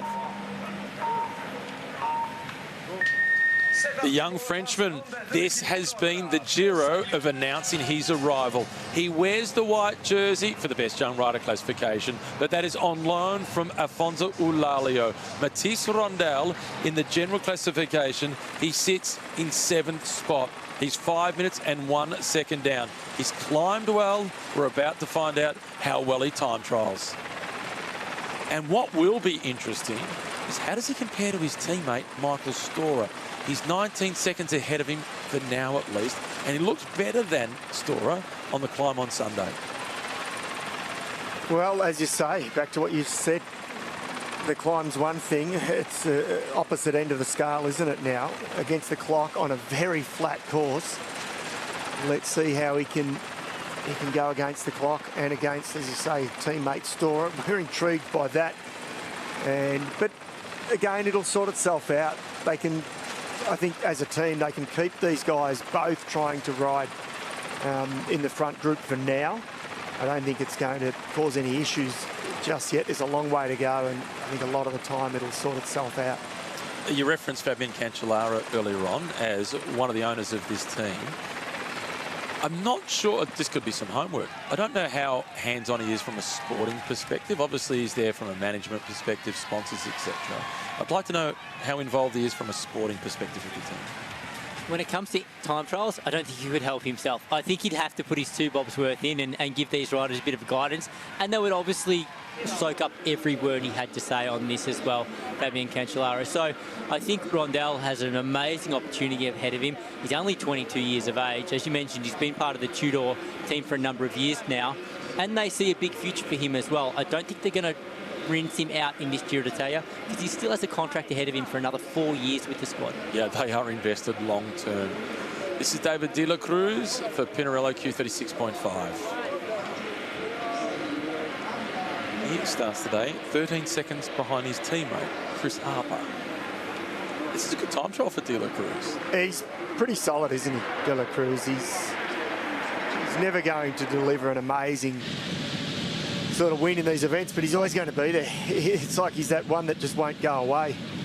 He'll always be around the mark. He's won a Spanish time trial title, but not on a flat, fast course like this. Yeah.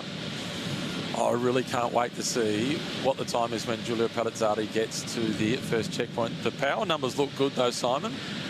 Yeah, the power number looks good, and the cadence is nice and high as well. When we were on Palazzari there a few moments ago, I acknowledged that, you know, his cadence was quite high, but he was a long way up the cassette too. So maybe he wasn't going as fast as what he needed to be.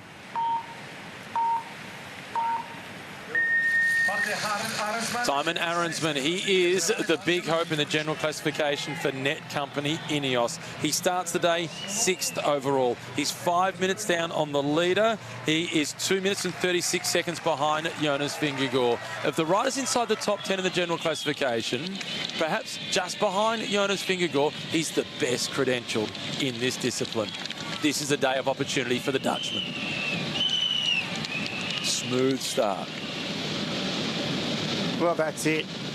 One to measure himself against his teammate, but then against Vingegaard and the other riders right around him. Can he put some time into them? Just give himself a little bit of breathing space before the big mountains to come. This is the one and only individual time trial in this year's race, so this is a big chance for Arensman here. Yeah, really needs to make this count, doesn't he? Having more time trial ability than a number of his rivals there that are fighting for that podium finish. He really needs to drive that advantage home today.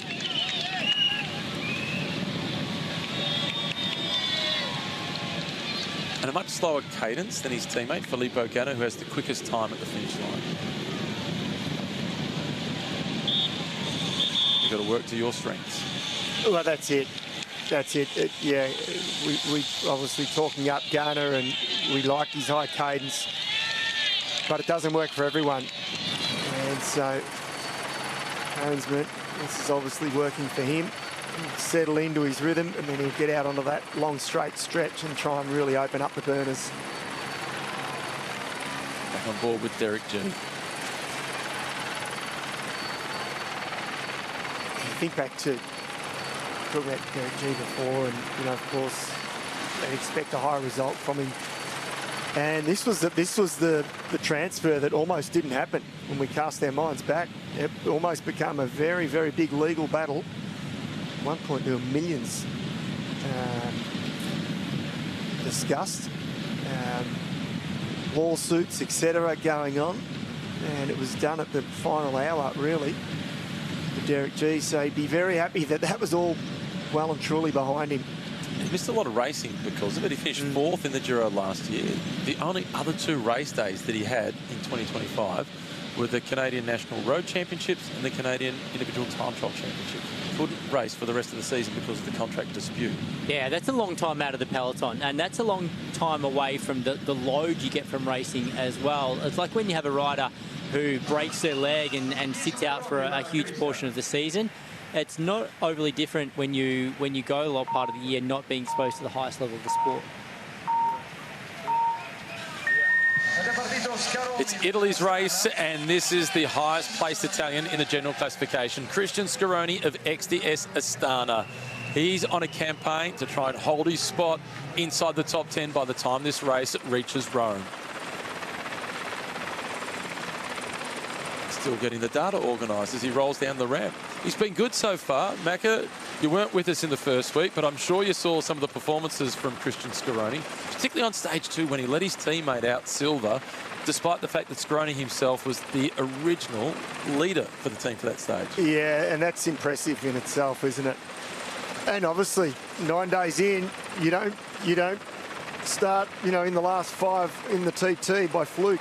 You've worked hard, no doubt, in the opening 9 stages. So, again, now it's the race of truth. What can he do against the clock to consolidate his position at the moment? He also got in the breakaway on the stage that Arietta won, where Alulio took the pink jersey. So he had a bit of an advantage there on time on that stage. But he's done well to defend his place in the general classification. So I think he may come into a bit of a challenge. It's a real uphill battle for him once they get sort of deeper into this Giro d'Italia. But so far, Scaroni has been very impressive.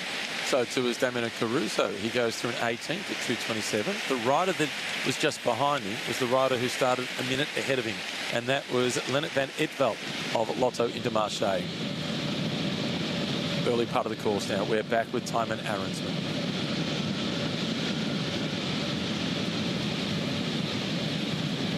Derek G has gone through the first checkpoint. He's in 9th position. Egan Bernal went through in 17th. Egan Bernal was at 1:14. Derek G was at 57 seconds behind. So Derek G already taking time on Egan Bernal.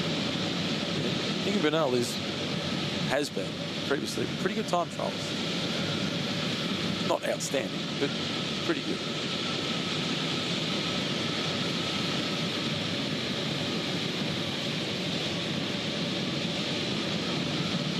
Got a big engine, and he's got big hopes, Thymen Arensman.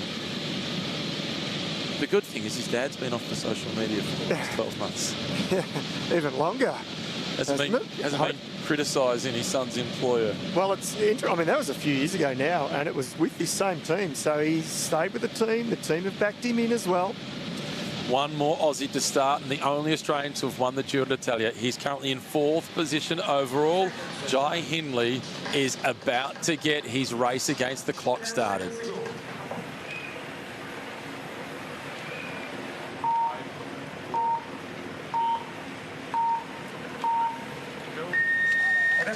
Jai Hindley would be the first to admit this is not his favourite discipline and this is not his favourite terrain, but this is his favourite race. The Giro d'Italia, he was the winner here in 2022. He settles into his rhythm. What can he do today? He starts in 4th position overall.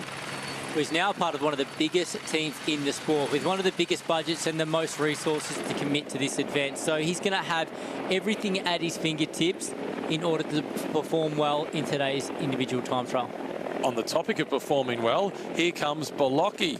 Last year, he rode his first ever Grand Tour at the Volta a España, and on stage 18, there was an individual time trial. It was relatively short, but Bolocchi, he finished 24th, 1 spot behind Jai Hindley, and about 10 spots in front of Giulio Palazzari. And the progress is continuing. 14th position for Bolocchi. That's an impressive start. And that's it for these young riders.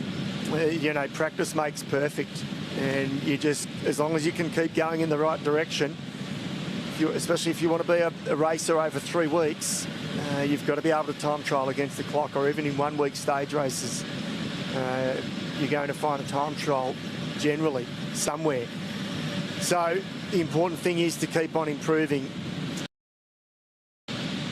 And again, as we look at Palazzari, just on Jai Hindley, you know, my gut feeling says limit the losses, but he might surprise us today. Can he pull some time on some of the riders around him today as well? That would be his ultimate goal, I think. Well, in the individual time trial last year at the Volta a España, it was on stage 18. It was only 12.5 kilometres, and like this, it was pancake flat. Jai Hindley, who we're back on board with now, he finished at 31 seconds behind the stage winner, which was, you guessed it, Filippo Ganna, by less than 1 second ahead of Jay Vine, mind you. But for Jai Hindley, by comparison to Jonas Vingegaard, he was only at 13 seconds slower than Jonas Vingegaard. But Jai Hindley, he did take time on the likes of Bolocchi, Felix Gall. He took almost 10 seconds on Felix Gall in that short time trial. He took more than 15 seconds on Giulio Palazzari. So Jai Hindley can put in a really strong performance today. Let's not compare him to Filippo Ganna. Let's compare him to the other climbers. And when you look at the riders that are placed between 3rd and 10th in the general classification, they are all very evenly matched when it comes to individual time trialling. It's hard to put any one of them really head and shoulders above the others. How much progress has this man made, Felix Gall?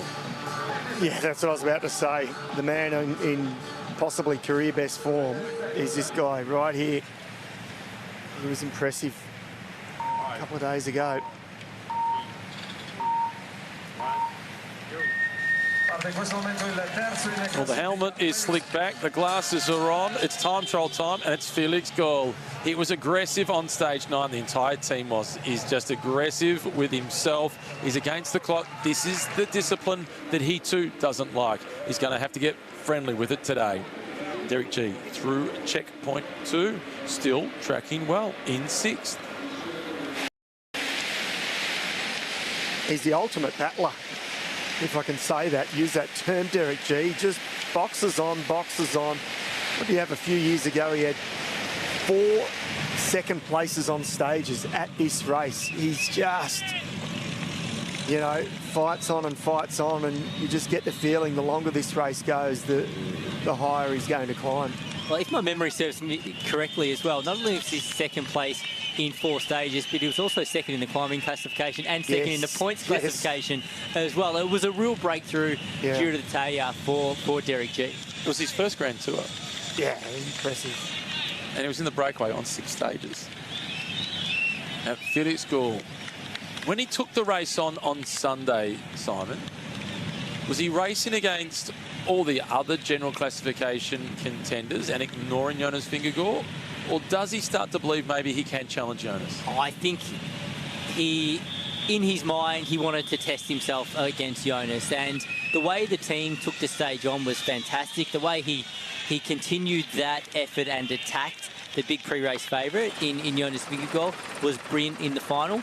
So ultimately he wanted to test the Dane's legs, but he couldn't shake him, and he left himself wide open to be attacked over in the final kilometre of the stage. But he still mitigated his losses really well. He didn't completely blow up when Vingegaard went over the top of him. He stayed on the pedals and drove it all the way to the line. Speaking of which, Jonas Vingegaard is the next rider to start. And then there's just one more, the pink jersey, Afonso Eulalio. Here he is, Jonas in the blue jersey as the leader of the King of the Mountains classification. And the difference, you know, we talk about the technology, the science, the data, the aerodynamics, the difference in the shapes of the TT helmets. But they've obviously all been tested. I remember when these came out a few years ago, you look at Felix Gall's helmet compared to Jonas Vingegaard's helmet, compared to Jai Hindley's helmet. 3 different helmet companies, completely different designs.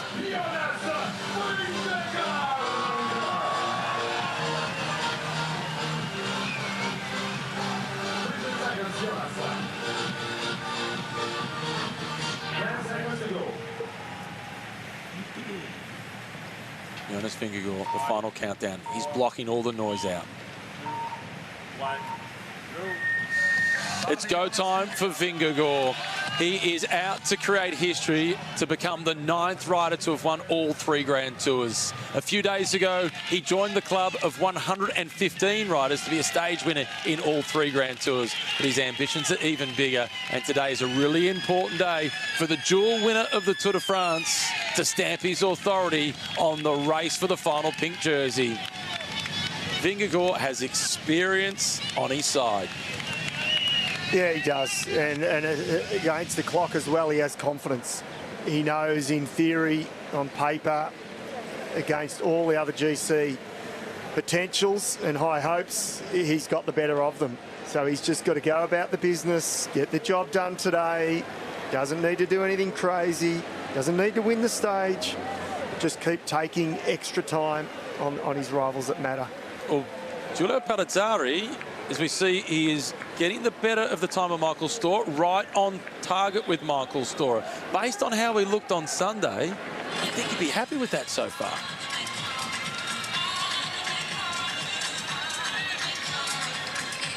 David De La Cruz now, he's putting in a solid performance here. Currently tracking for a top 10, comfortably in the top 10. Oh, he'll be pleased with this performance, David De La Cruz. And there's plenty more opportunities to come for the Spanish climber. He's only ever won 1 stage of a Grand Tour, and that was in his home race, the Volta a España. But he still holds out hope for winning more. He's 37, he's towards the end of his career, but he's still going incredibly strong.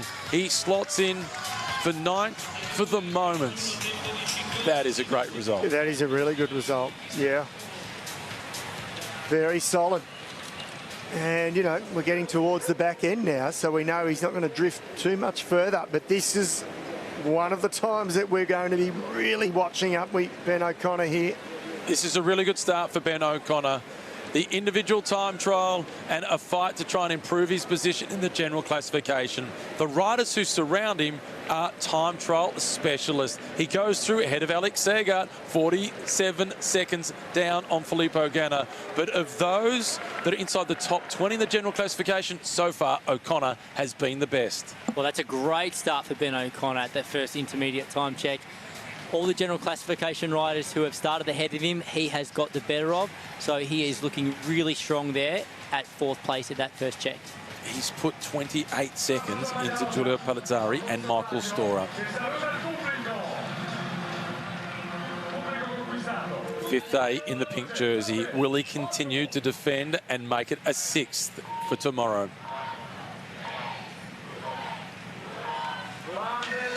Afonso Eulalio has been all smiles. He's been one of the revelations of the race. Now it is all business because he's got 42 crucial kilometres in front of him. These next 42 Ks could define his hopes for the next phase of the Giro d'Italia.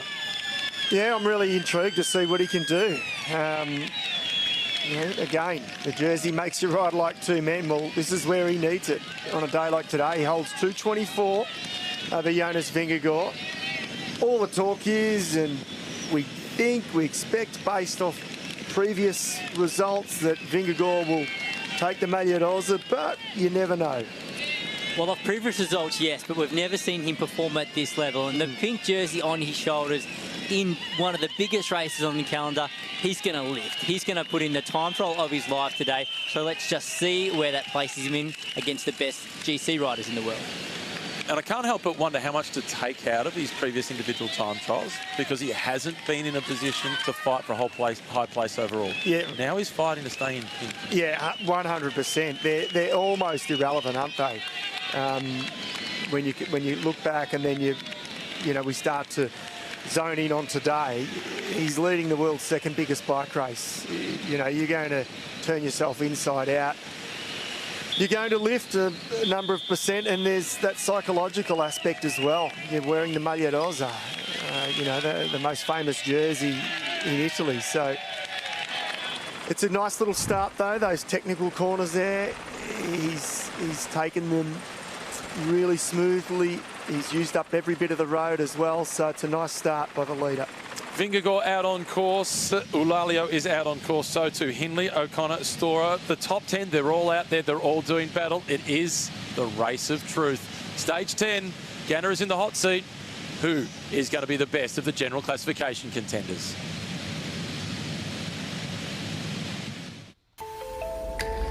Yeah, I'm ready. This Reconciliation Week, celebrate the films of Warwick Thornton.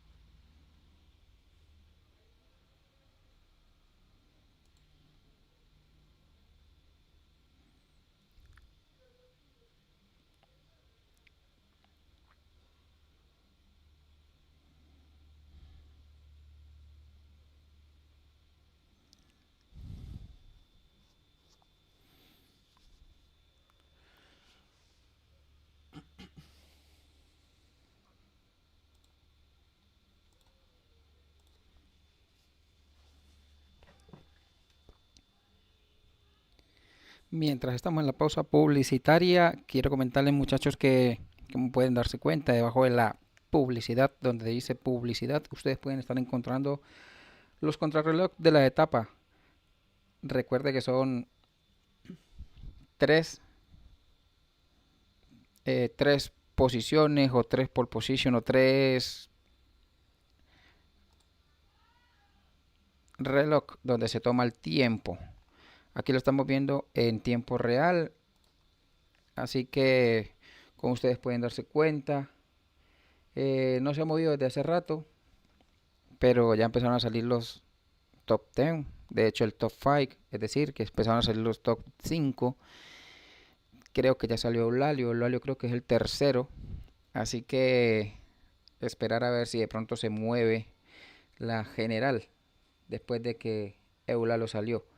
Definitivamente Ganat Filippo fue el más rápido en estos momentos con 45,53 segundos, casi alcanzando los 50 kilómetros por hora. Definitivamente como en una moto, dice un amigo por ahí. Y nada, no creo que puedan romper ese récord en esta contrarreloj, pero bueno, lo importante es que esperemos cómo le va al colombiano.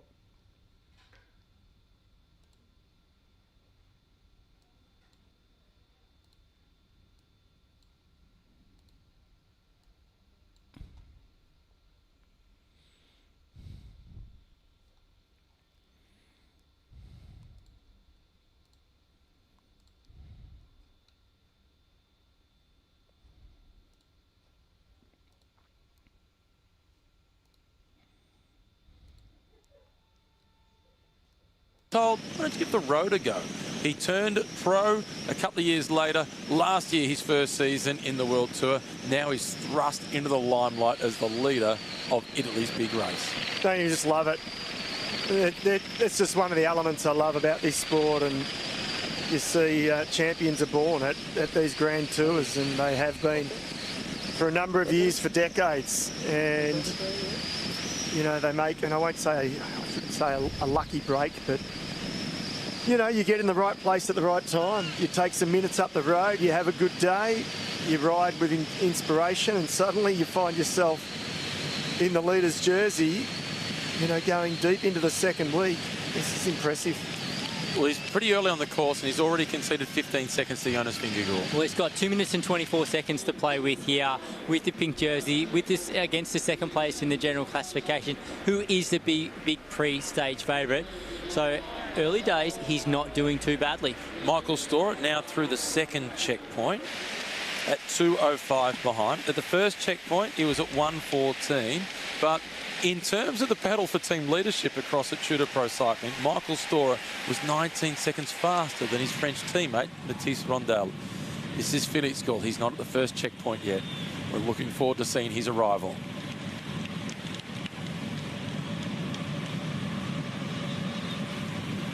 Sepp Kuss, incidentally, has moments ago gone across the finish line at 5 minutes and 26 seconds, 39th spot.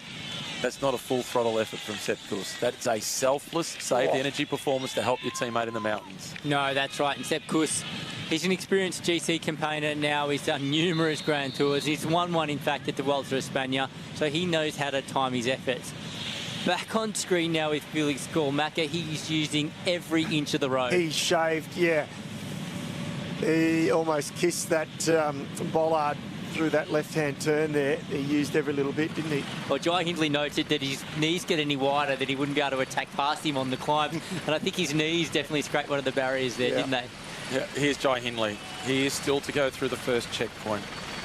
Incidentally, for Michael Storer, one of the key riders for him to have a reference point against is Markel Balocchi, who starts one spot behind him in the general classification. At the first checkpoint, Balocchi was 9 seconds faster than Michael Storer. At the second checkpoint, they're on exactly the same time. So the experience for Storer is coming to the fore. Derek G. Now coming through to the finish line. The time of Filippo Ganna, 45.53, an average speed of almost 55 kilometres per hour. It was the anticipated performance. Of those still to come, Jonas Vingegaard is... A todos los que nos están viendo en este momento por YouTube o por las otras diferentes redes, la verde y la roja, Les invitamos a que dejen sus comentarios, escriban en el chat, muchachos, escriban en el chat, dejen sus comentarios, qué les parece, cómo va la carrera, cómo va la transmisión, cómo va todo, porque todo esto incentiva para uno poder seguir adelante con las transmisiones en vivo, en live, para todos ustedes. Así que dejen sus comentarios, vayan escribiendo en el chat, dejen sus saludos. Es muy importante para nosotros, es nuestro equipo, la producción, los que estamos transmitiendo en vivo por acá, por este canal. Así que esperamos un mensaje, su chat en vivo. Esto ayuda a que el canal crezca. Además, le invitamos a que se suscriban, activen la campanita para que no se pierdan la carrera del día de mañana. Así que estamos pendientes de todos ustedes. Sigan con la carrera. Ended up in his hand as he crossed the line there, Derek G. But no, that was an inspired ride. And look at Vingegaard, he just looks good, doesn't he, on the bike? He's just tucked in. He's got good cadence. Really smooth. Here comes Scaroni. This is the checkpoint one. Christian Scaroni will be disappointed with this. He is a long, long way off the pace. He started the day in 5th position in the general classification. He will concede a big chunk of time. Yeah, look at that, 68th position. So of the riders high up at the moment, yeah, that's not a great ride thus far. Balazzari making his way through to checkpoint 2. He's behind the time of Michael Storer. He's behind the time of Bolocki. He goes through at 2:13. And at the first checkpoint, he was on exactly the same time as Michael Storer. So he's conceded 8 seconds to Storer between checkpoint 1 and checkpoint 2.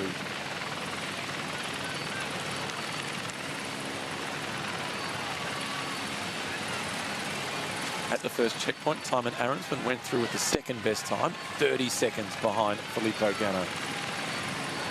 Now, Jai Hindley, he's going to have the first intermediate time check within his sights right now. He's almost there. This is just 17 kilometres having been covered. Some of the names that we've seen pass through now are time trial specialists. Bolocki is a good reference point. Chris Harper, that is a key reference point. He's close. He's just ahead of Caruso. 1:10 for Hindley. That's par for the course at the moment with Jai, I think. So he's got to try and build on that now moving forward. Puts him second in the WA Cup at the first checkpoint. It was Ben O'Connor was the best, 47 seconds off the pace of Filippo Ganna. Then Hindley at 1:10, Storer at 1:14. Now, Timon Arensman's putting in a strong performance. He went through the first intermediate time check just 30 seconds down on Filippo Ganna in second position. So he is, of the general classification riders out on the road, the best placed. That's 40 seconds quicker than Jai Hindley. That's a big chunk of time that is being taken by Timon Arensman. As they stand in the general classification, he was only 28 seconds behind Hindley at the start of the day, so he's overtaken him. Here comes O'Connor, another one of the Aussies. This is through to checkpoint 2. Still tracking strongly, Ben O'Connor.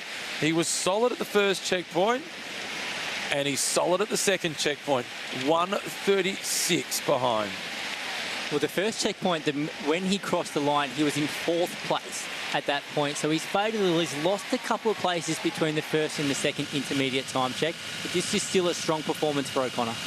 He's still importantly taking close to 30 seconds on the riders that are just behind him in the general classification.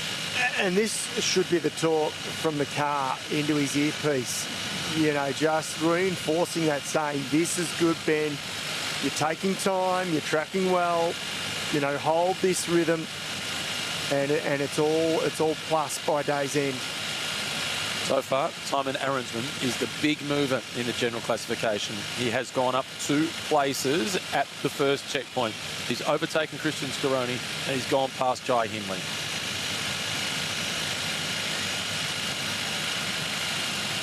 Who's he remind you of? Anyone? We spoke about Richie Port earlier on in the coverage, how narrow he was through his shoulders. He had a barrel chest there, he hunch over, get really low, really aerodynamic on his bike. For me, Jonas Vingegaard has a very similar position.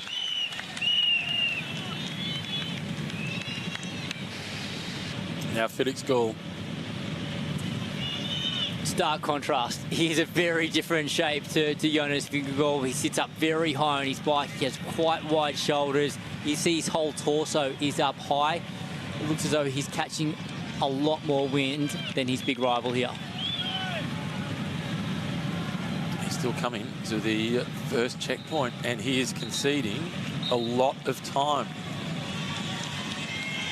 He is conceding time on Ben O'Connor, likewise with Timon Aronsman. Oh, geez, hug that. Just made it around the... Introduced himself to the barriers, Again, maker. he wants to get to know the barriers here. Yeah, that one was almost worse because he almost looked like his body weight was going to flick him left then, but he corrected it.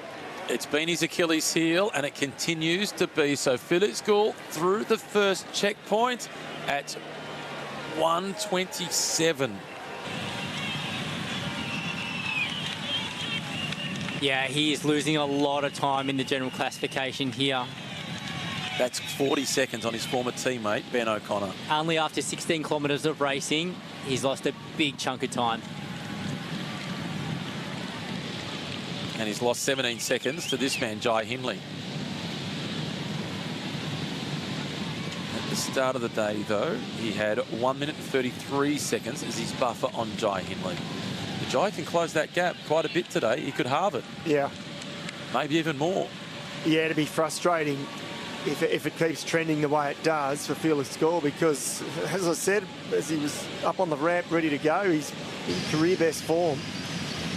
But against the clock, it's hurting him at the moment. I'm still fascinated by the size of the chain rings. Oh, no, I am. I can't get my head around it. You know, when you were racing, if somebody put a 54-tooth chain ring on, you'd refer to it as a dinner plate. Yeah. These are platters. Yeah, they're 68s. Like, that's insane. 39 seconds now, Simon, is the time that has been lost for the pink jersey of Afonso Eulalio. Well, he's putting in a fight, but it is trending the wrong way for Eulalio. He's going to battle all the way to the line. But this man on screen now, he's set to do a big performance. He's the big favourite here amongst the general classification riders, and he needs to deliver today. He's got 2:24 to make up to take the pink jersey. Pouring on the power coming out of the corners. Now settles into his rhythm. You notice through that last corner, it was the aerial shot, but he had a lot of room to breathe. So he's not taking big risks through the corners, Vingegaard. He'll lay down the power on the straight sections. He knows there's more straight sections than there are technical elements. Let's watch this right-hander here. Let's see how much room he's got. Yeah, see, it wasn't a lot. There was less than the previous one. That was a bit tighter as well, but he still allowed himself a little bit more there. Well, so far, he's on track to lose time to Timon Aronsman. Timon Aronsman went through this first intermediate time check at just 30 seconds off Filippo Ganna. Jonas Vingegaard is going to be closer to a minute. He is conceding ground. Jonas Vingegaard coming through 11th position, 56 seconds down. Well, that's interesting. I didn't expect that. He's conceded 9 seconds to Ben O'Connor. Yeah, the time lost, not so much, but 11th place. I certainly didn't expect that. But he's taken time on Felix Gall. He's taken 31 seconds on Felix. And is he going to measure his effort better than the riders around him? Will we see Vingegaard on these straight stretches really open up the burners and bring it home better?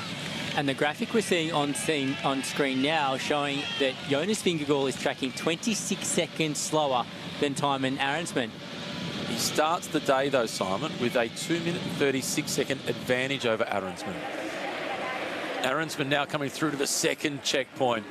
Still on track for high placing. He's at 1:10.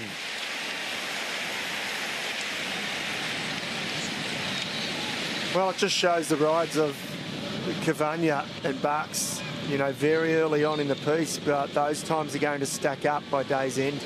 So the fight for the pink jersey is on in earnest. We're watching the top 10 in the general classification out on course. Filippo Ganna is set to win the stage, but the race for the pink jersey, that's what the stage is really about. Are your savings stuck in neutral? What if safe driving could speed them up? Eligible Amy customers can unlock cashback rewards, like $20 cashback when you spend $45 or more at select IGA stores. Lucky you're with Amy. T's and C's apply. Mandarin, Mandarout, Mandarin, Mander out. Easy to peel, fresh Aussie Imperial mandarins on sale at an Aldi price.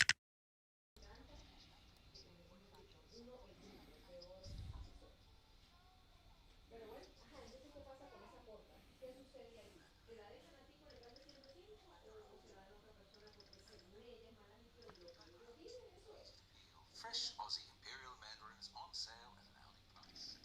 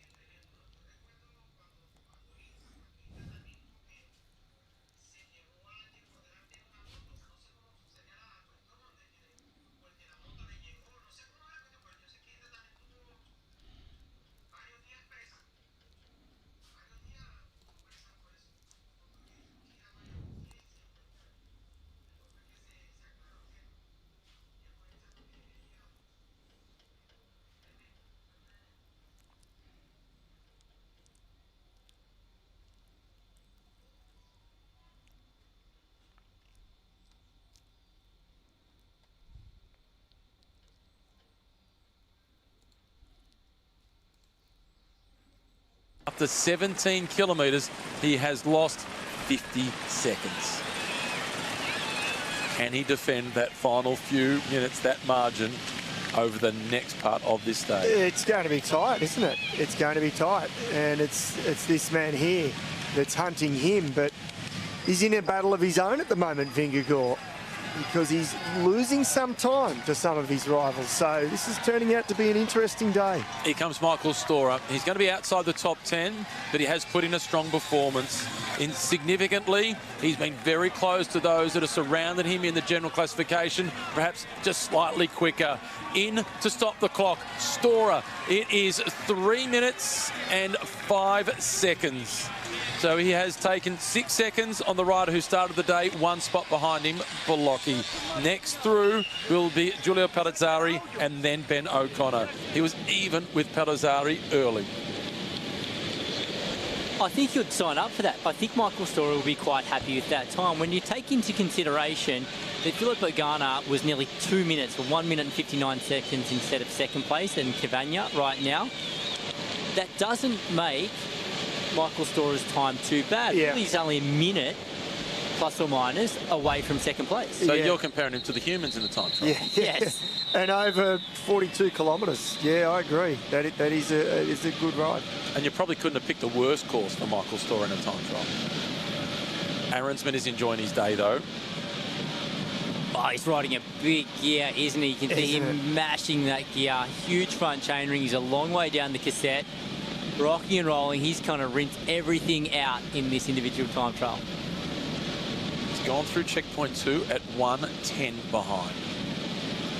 Third position at the second checkpoint for Tymon Aronsman. He's up on all the other riders so far in the top 10 of the general classification. Impressively, for Ben O'Connor, he's only 26 seconds so far quicker than Ben O'Connor. Ben is putting in a good one. If he can maintain this rhythm to the finish. Yeah, that's the question, isn't it? Well, that's the hope. Let's hope he can. And he started strongly, and so far he's holding it. And how about Jai Hindley? He's still approaching the second checkpoint. He'll be the next one through. He may well have caught Scaroni, who started 3 minutes in front of him. Scaroni, it has been a tough, tough day. Reggio, the carnival today is the Giro d'Italia. Unlike Reggio Carnival, which was started back in 1873, the Giro d'Italia, the first edition, was in 1909.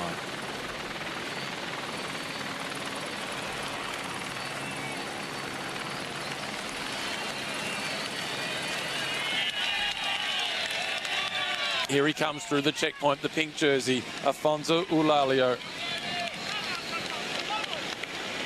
He's gone through it, out on course. He was at 1:46.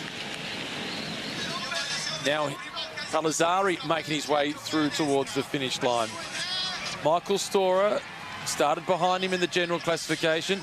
Wasn't a very big gap between them. Storer may have done enough today to move one place further forward. In fact, he will have, because the gap was only 5 seconds between Storer and Palazzari. Storer has already gone in and he has stopped the clock at 3:05. Now it is working in his favour. The gap won't be big, but it will be enough for Storer to take one step advance. Palazzari is in with a time of 3:18, the deficit to Filippo Ganna in 15th position. So that is 13 seconds slower than Storer. Here comes Hindley through to the next checkpoint. Tymon Arensman went through here at 1:10. Hindley through at 2:09, almost a minute down. So not shaping up to be a fantastic day for both Red Bull Bora Hansgrohe riders who are battling for the general classification. Palazzari, he's on a downward slide here. He looks as though he's struggling. He battled in that individual time trial. We weren't expecting him to set the world on fire, but I don't think he'd want to have those kind of losses. Arensman has now moved himself up in the 4th position in the virtual general classification. Next rider through that checkpoint will be Felix Gall. He is already at 1:27 at checkpoint 1, which had him at almost a minute down on Tymon Arensman, already at 57 seconds behind Tymon Arensman. On screen now with Jonas Vingegaard, and we were discussing whether he could challenge the time of Filippo Ganna. It's not shaping up to be that way at all. Vingegaard had lost significant time already at the first intermediate time check, coming after 16.5 kilometres. He lost 56 seconds. He's had brilliant performances in time trials at the Tour de France. And many have been asking the question, Macca, whether his preparation here for the Giro has him not at 100%, eyeing the Tour in July. You're still going to be pretty close.